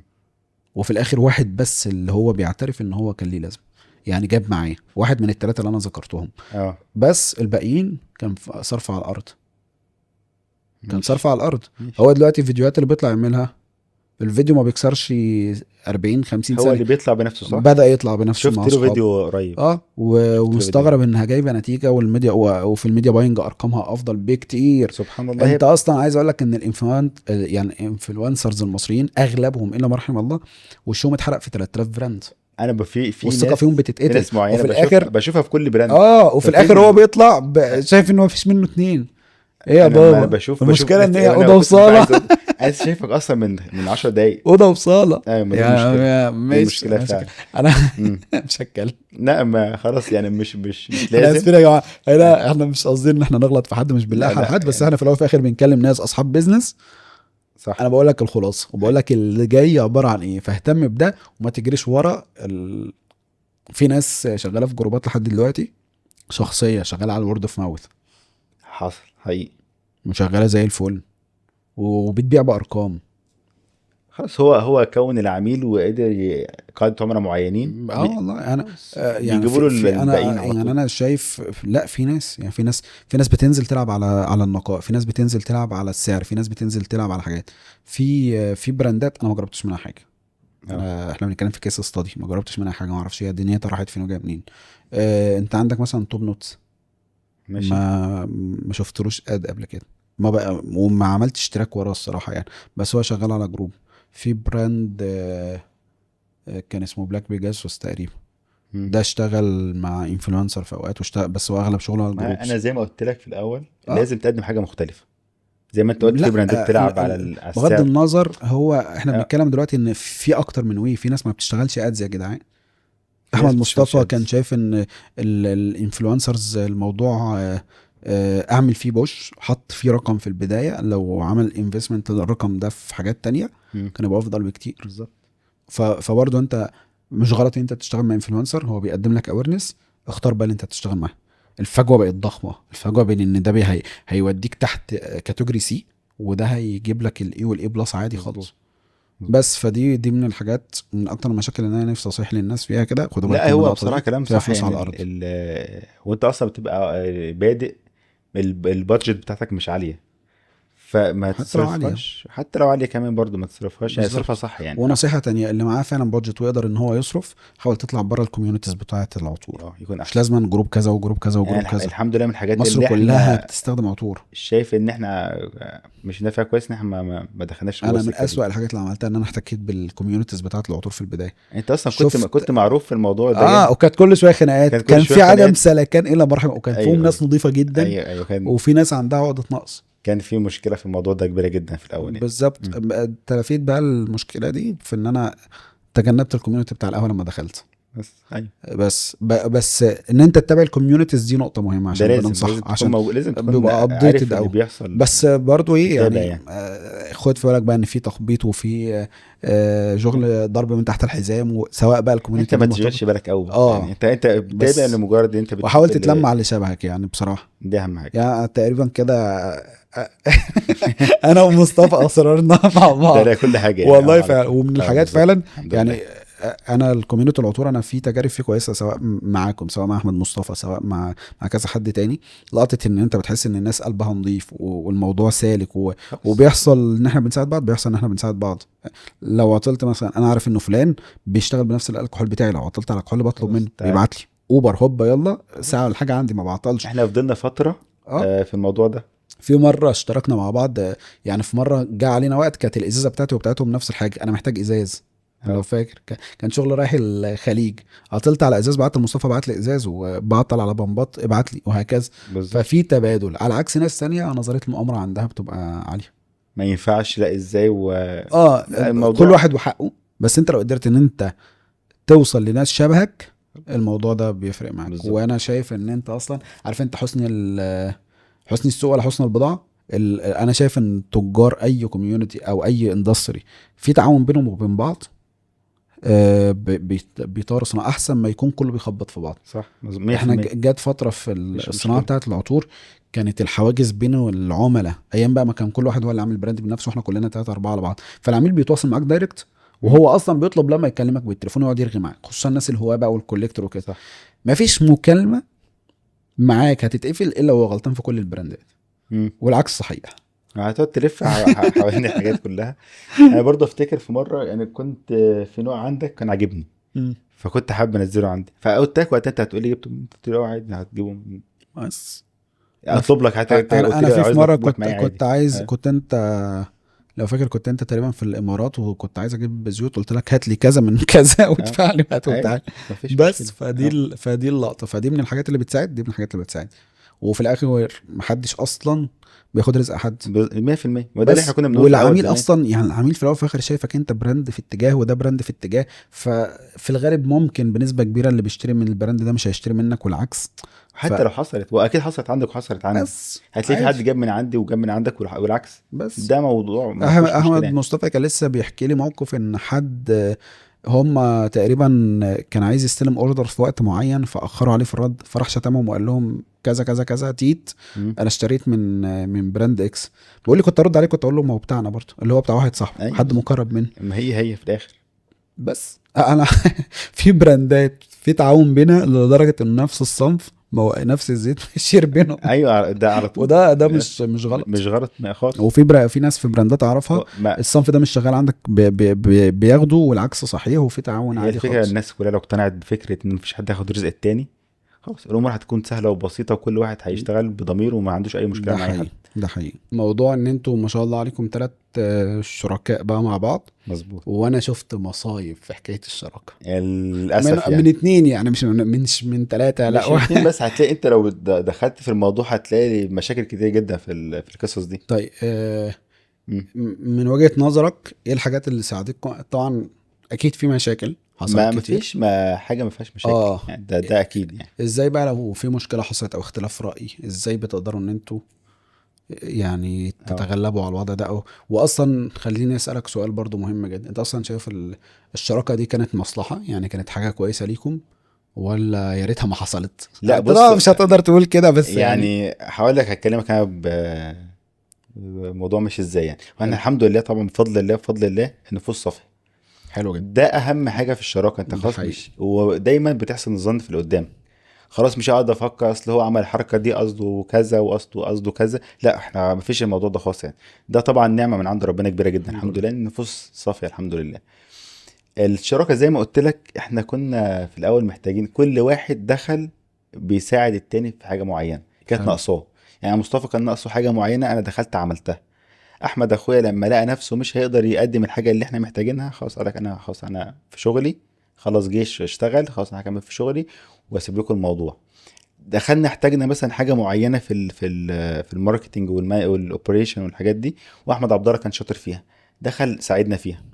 فاحنا دخلنا على كلامك، بس الشراكه دي كانت مفيده ولا لا؟ مفيده من جانب الشغل، مفيده جدا، وكناحيه اشخاص برضو مفيده. يعني احنا كل واحد فينا في حياته الشخصيه بيبقى محتاج حد معين يساعده في حاجه موجود. وده من النعم الكبيره جدا بصراحه اللي ربنا انعم علينا فيها في موضوع الشراكه. الحمد لله. بندير الموضوع ازاي؟ زي ما قلت لك، اكيد لازم، مفيش مستحيل ما يبقاش فيه مشاكل، ما يبقاش فيه خناقات، ما يبقاش فيه تحسسات شويه. مم. بس احنا دايما احنا عاملين حاطين قدامنا قاعده كده ان في حاجات لازم نمشي عليها. لما وقت الخناق عادي مفيش مشكله نتخانق، بس عارفين الموضوع هنحله ازاي، عارفين اخره ايه، عارفين مم. حدودنا ايه. ودايما في طرف ثالث برضه بيحكم. افرض انا اتخانقت انا مثلا، لا قدر الله طبعا يعني، انا واحمد، في مصطفى موجود يحكم برضه. ايه مصطفى برضه ايه يشوف الموضوع من وجهه نظره، وجهه نظر عين ثالثه بتشوف الموضوع وتقيم. حلو. خلاص انا عارف انا لو انا غلطان خلاص انا هقتنع، مش همسك في رايي واقول لك لا انا ما ينفعش، ما ينفعش ابقى غلطان، عادي اطلع غلطان، ما كل الناس بتغلط ما فيهاش مشكله، او العكس. فدايما في طرف ثالث الحمد لله يعني موجود بيبص للموضوع بشكل اوسع شويه، يقدر يحكم نفسه، يقدر ياخد كل واحد على جنبه ويقول له والله انت غلطت في واحد اتنين تلاته، ما كانش صح، ما كانش ينفع، خلاص. ويبقى في قعدات والحمد لله الموضوع بيمشي هو حلو. صعب اكيد، صعب مش سهل، بس احنا الحمد لله يعني قادرين نوازن في القصص كلها الحمد طب لله. من وجهة نظرك الشراكة ساعدتكم في ايه في البراند؟ زي ما قلت لك كل واحد دخل بحته معينه يقدر يساعد فيها. مم. يعني خاصة يعني قبل ما ندخل احمد عبد الله احنا عارفين ان احنا محتاجين حته في الماركتنج. ماركتنج ناقصنا شويه، حته في الادز، الاوبريشن نفسها محتاجه شويه تظبيطات. احنا اصلا أنا زي ما قلت لك انا كنت لسه طالع من الجيش، ومصطفى كان في الجامعه، فبرضه الحته بتاعت الخبره في الشغل عامه، شغل الشركات برضه احنا مش عارفينه. مم. فاحمد عبد الله دخل بخبرته خلاص، دخل الراجل شغال بقاله كام سنه شغال اوبريشن مانجر في شركه كبيره، دخل يساعدنا فيها. فالحته دي برضه فرقت معانا كتير جدا. مم. انا برضو كان حته ان انا على طول شغال بحب اتعلم كل حاجه. بس مين هيعلمني؟ خلاص احمد عبد الله يقول لا دي بتتعمل كذا، فخلاص مش انا هكملها انا بقى، فانا اخش اكمل. ومصطفى برضو حته الكونتنت بتاعته هو شاطر فيها جدا، يعني ما شاء الله عليه بصراحه، كان فارق عن السوق زي ما انت قلت، بيقدم حاجه مختلفه عن الناس، بيوريك جانب من المنتج انت تحب انك تشتريه. ويقدر يعمل كوميونتي ويلم الناس جنبه كده، فدي حاجه شاطر فيها. فكل واحد فينا حته ناقصه عن التاني مش موجوده. مش كلنا مثلا كويسين في الماركتينج فاحنا التلاته ماركتينج، لا، كل واحد كويس في حتته. حلو. فده فادنا بشكل كبير جدا الحمد لله. طيب لو حد بيبدأ، هل تنصحه انه يدور على شريك معاه او لا؟ او لو حد صاحبه مكلمه عايز يدخل معاه؟ هي الشراكه زي ما هي لها مزايا لها عيوب. مم. برضو قصه البطء شويه، يعني مثلا انت لوحدك عايز تاخد قرار معين، قرارك سريع. خلاص انا هروح اخده دلوقتي، مش مضطر اخد راي الشركه. برضو بتبقى حلوه انك بتاخد راي على كذا واحد، ده حقيقة. فبيبقى حلو انك واخد القرار مظبوط، طبعا بفضل الله يعني وبمشيئه الله وكل حاجه. بس برضو ايه، لسه على ما تشوف شريكك موجود امتى، فانا هقعد فهقابله فهقول له فهستشيره، على ما الموضوع ده يخلص هتلاقي ان انت اصلا الصفقه اللي كنت عايز تجيبها خلصت مش موجوده. بس برضو ده بيبقى خير، اكيد اكيد ربنا شارك اكيد حاجه طبعا. تانية احسن. فيبقى عارف، الا لو حد حابب يخش الشراكه يبقى عارف الموضوع ده، مميزات وعيوب كل حاجه. مم.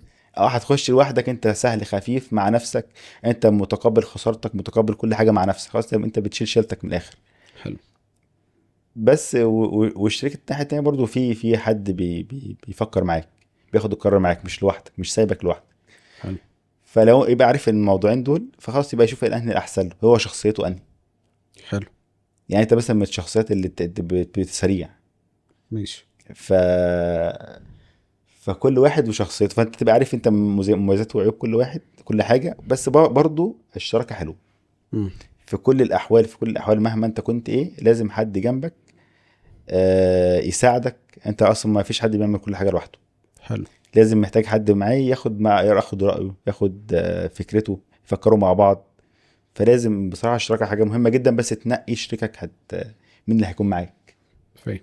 ما انت مش واحد مش عشان صاحبك قوي فلا انا عايز اشاركه، لا، ممكن يكون صاحبك بس وقت الشغل ما تخسروا بعض عادي وارد جدا انك تخسروا بعض في الشغل. ده حقيقي. هو دايما اصلا بيقولك ما تشاركش حد قريبك او صاحبك، لو عايزين تخسروا بعض شاركوا بعض. بالظبط، دي على فكره دي حقيقه جدا. مم. ماشي، هي مش بتمشي بشكل 100%، بس اغلبها بيبقى بينتهي بيخسروا بعض. فاهم. طيب نصيحتك ايه بقى لاي حد بيبدأ في المجال؟ فكر، فكر كتير جدا. لو مم. انت لسه بتبدا يبقى عارف انت هتبدا ازاي، حط هدف، اعرف ان اللي انت هتبيع لمين عشان تقدر تشتغل. مش تروح تعمل منتج وتقول انا عايز ابيعه، لا ما تعملش كده.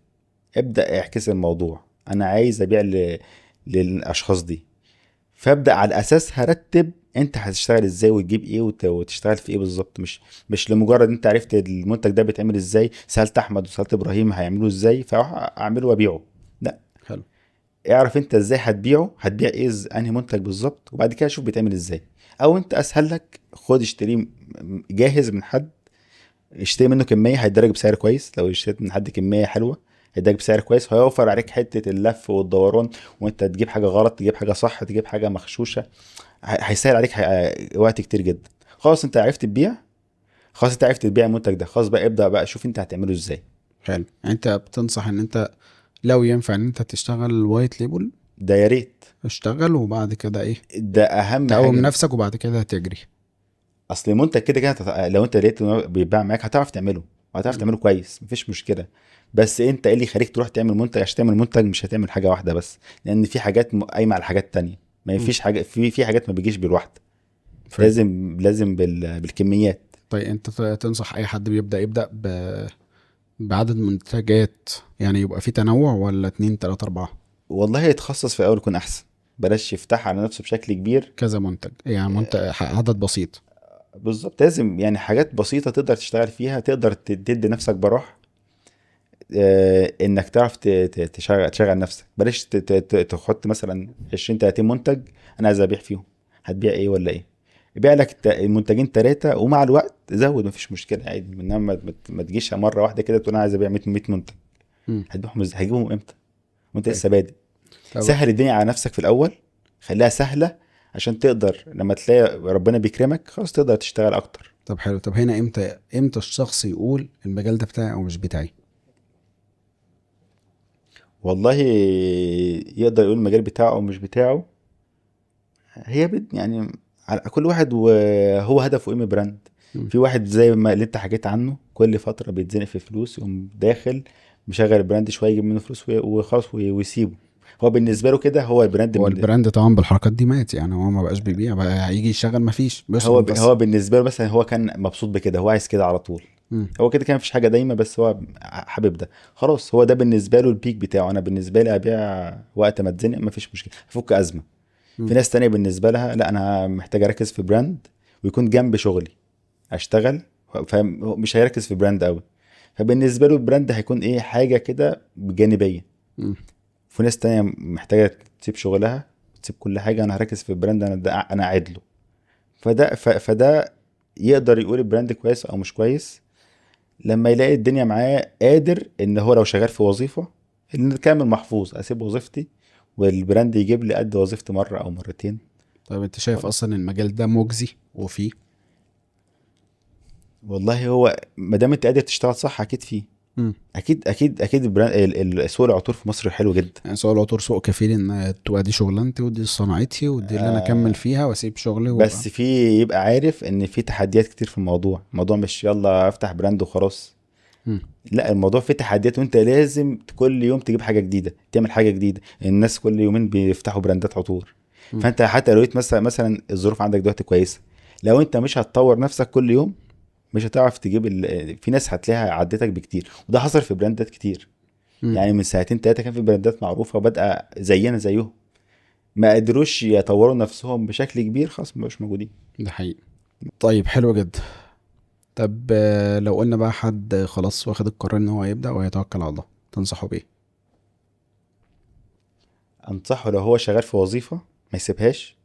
مم. طبيعي، لان معظم اللي بشوفه الناس بتسيب وظيفتها وتروح تفتح براند عطور. ده انا اي حد بيقول لي الكلام ده بقول له ما انت ليه سبت شغلك؟ يقول لي انا هركز في العطور. يا ابني ما انت شغال. هل انت عارف هتشتغل ازاي؟ هل انت حاطط ميزانيه للموضوع؟ هل انت حاطط اصلا هدف؟ ولا انت لمجرد ان انت قاعد زهقان فانت تروح تفتح براند عطور؟ لا، ما ده موضوع بقى كده بلاش منه احسن يعني. مم. لا، لو انت شغال في وظيفه كمل في وظيفتك عادي، وخلي العطور موجوده. واحده واحده خلاص انت قدرت فهمت الموضوع، فهمت الدنيا ماشيه ازاي، فهمت عميلك بتجيبه ازاي، بتبيع له ازاي، بتقدم منتج شكله ازاي، خلاص لقيت الموضوع قادر ان انت تسيب وظيفتك سيبها. بس ما يبقاش الشغل الشاغل بالنسبه لك انا هفتح عطور عشان افتح عطور هسيب وظيفتي. لا، اوعى تعمل الحركه دي. ده في لان اي شوف بيزنس عموما. ايه، في اي بيزنس. ما ده في اي بيزنس طبيعي، بس في العطور في تحديات كتير في الموضوع. في العطور صعبه، تمام. في حواليك ناس كتير جدا. خلاص السوق كله مليان عطور. تمام. فانت داخل حاجه فيها تشالنج كبير جدا انك تدخلها، خلاص الناس كلها حواليك زيك. فخلاص فانت لو شغال خليك شغال، وخليك في العطور برضو. آه لو انت في الجامعه، لو انت لسه صغير فالموضوع سهل بالنسبه لك. خلاص انت كده كده جرب وما تستعجلش. جرب. وانا كده كده دي الحمد لله الحاجات اللي نفعت معايا، واعتقد معاك برضو نفس الكلام. ده حقيقي. نفعت معانا عامه يعني، ان احنا كنا لسه صغيرين. ده حقيقي. خلاص انا في الجيش، فانا كده كده في الجيش فاضي، مش بعمل حاجه، مستني جيش، فخلاص برضو الموضوع سامح لي في القصه دي. في قادر افتح براند واقدر اجرب واقدر اغلط. انما انت خلاص انت بقى شغال في وظيفه معينه، مفيش قصه ان انا اغلط. مم. مش عشان سمعت ان في مثلا ناس بتبيع بارقام كويسه فانا هعمل زيها وهسيبه واشتغل. لا، مش منطقي طيب بصراحه يعني. تنصح الشخص ازاي ان هو يختار المنتج اللي هينزله، او ازاي يتست عليه ويتاكد ان هو ده المناسب ليه؟ كعطور يعني. كعطوره. آه هو انا بالنسبه لي انا مم. بنزل عطور في التريفل لو انا حابب ارشها عليا. حلو جدا. لو العطر ده انا حبيته انا ده هنزله. كسميل. طب ككواليتي؟ كسميل وككواليتي بتظهر بآراء الناس حواليك. وبرضو انا يعني بجرب، بدي المنتج لاكتر من حد يجربه، واخد فيدباك من اكتر من حد، عشان مبقاش انا رأيي الوحيد اللي بمشي وكده. بس انا بقيسه ان انا العطر ده انا حابب اشتريه. انا كده كده اصلا انا من كتر بحب العطور، ما بحب العطور، انا اصحابي بيهدوني عطور لحد النهارده. وانا اصلا مش يعني الحمد لله مش محتاج، بس لحد النهارده بيهدوني بعطور. فانا بحب الموضوع ده. فانا اي عطر بحب ارشه، حتى لو مش معروف من الناس مش عارفاه، انا بنزله عادي. خلاص انا شايف العطر ده كويس، ناس حباه، انا حبه وقادر خلاص، فانا ما دام حبيته هقدر ابيعه، امم. فبنزله. حلو جدا. وبنقل الاحساس بتاع العطر ده لل... للتسويق اللي عندي، سواء بقى احمد عبد الله او مصطفى، بنقل له الموضوع حلو ازاي، فنقدر ننزله. خلاص قدرنا وصلنا لحته ان الكواليتي كويسه، السميل كويسه، انت حابب انك ترشه وتبيع وتشتريه. خلاص انا لو بره براند هشتريه، خلاص انا انزله. حلو جدا. طيب احنا كده تقريبا طولنا على الناس شوية، فكفاية لحد هنا. نعمل جزء تاني بقى، ان وكده شاء كده الله. هيبقى فيه اكتر من حلقة ان شاء الله باذن عن الله. المجال بتاع العطور عموما، عشان حلو الناس جدا. تحاول ان هي تستفيد. اه يا ريت والله، عشان ويعني الموضوع ده ما اه، مش واخد حقه خالص يعني. ده حقيقي. امم. وربنا ييسر كده، ونحاول ان نستضيف ناس كمان تكنيكال تعرفهم بقى ازاي الصناعة دي بتدور من جوه، ازاي الشغل يبقى شغال، وهكذا يعني. في ناس معينه لو جبتها يا تبقى باشا هنجيبه، هنظبط تبقى الدنيا جامد. ان شاء الله. احنا انا بس عارف. هنقفل الكاميرا ونكمل خناقاتنا. احنا ربنا لسه ييسر. لسه معانا حبه حلوين اه احنا يعني انت. يعني احنا اه تقريبا قبل الحلقه دي قعدنا نتخانق ساعتين ونص اكتر تقريبا او كمان اكتر. ما فان دي شاء خير. الله يعني ان شاء الله. ربنا يعين كل الناس، وان شاء باذن الله الله. نحاول ان احنا نقدم حاجه مفيده. ونتمنى طبعا الناس تبقى الوقت اللي قضيته قدام الحلقه فادهم، واي حد يفكر ان ان هو شاء الله. يشتغل في المجال ده يبقى فعلا استفاد. ولو في اي حاجه يعني ابعتوا لنا، وان شاء الله هنحاول ان احنا نساعد الناس بقدر اكيد. المستطاع. دي حاجه اكيد. وبالنسبه على السوشيال ميديا يعني مصطفى برضو الاكونت هيبقى معمول له تاج، فلو احتجتوا حاجه ادخلوا صدقوا عادي ما جدا فيش يعني. مشكله عادي، كده كده ان شاء الله، وباذن الله الناس موجود يعني ان شاء تلاقي الله. الحاجه اللي هم محتاجينها يعني. فنشوفكم ان شاء الله في حلقه ان جديده، شاء الله. وفي موضوع جديد، ومع ضيف جديد، وان شاء الله نقدر ان احنا نقدم حاجه تسعدكم دايما. مع السلامه. مع السلامه.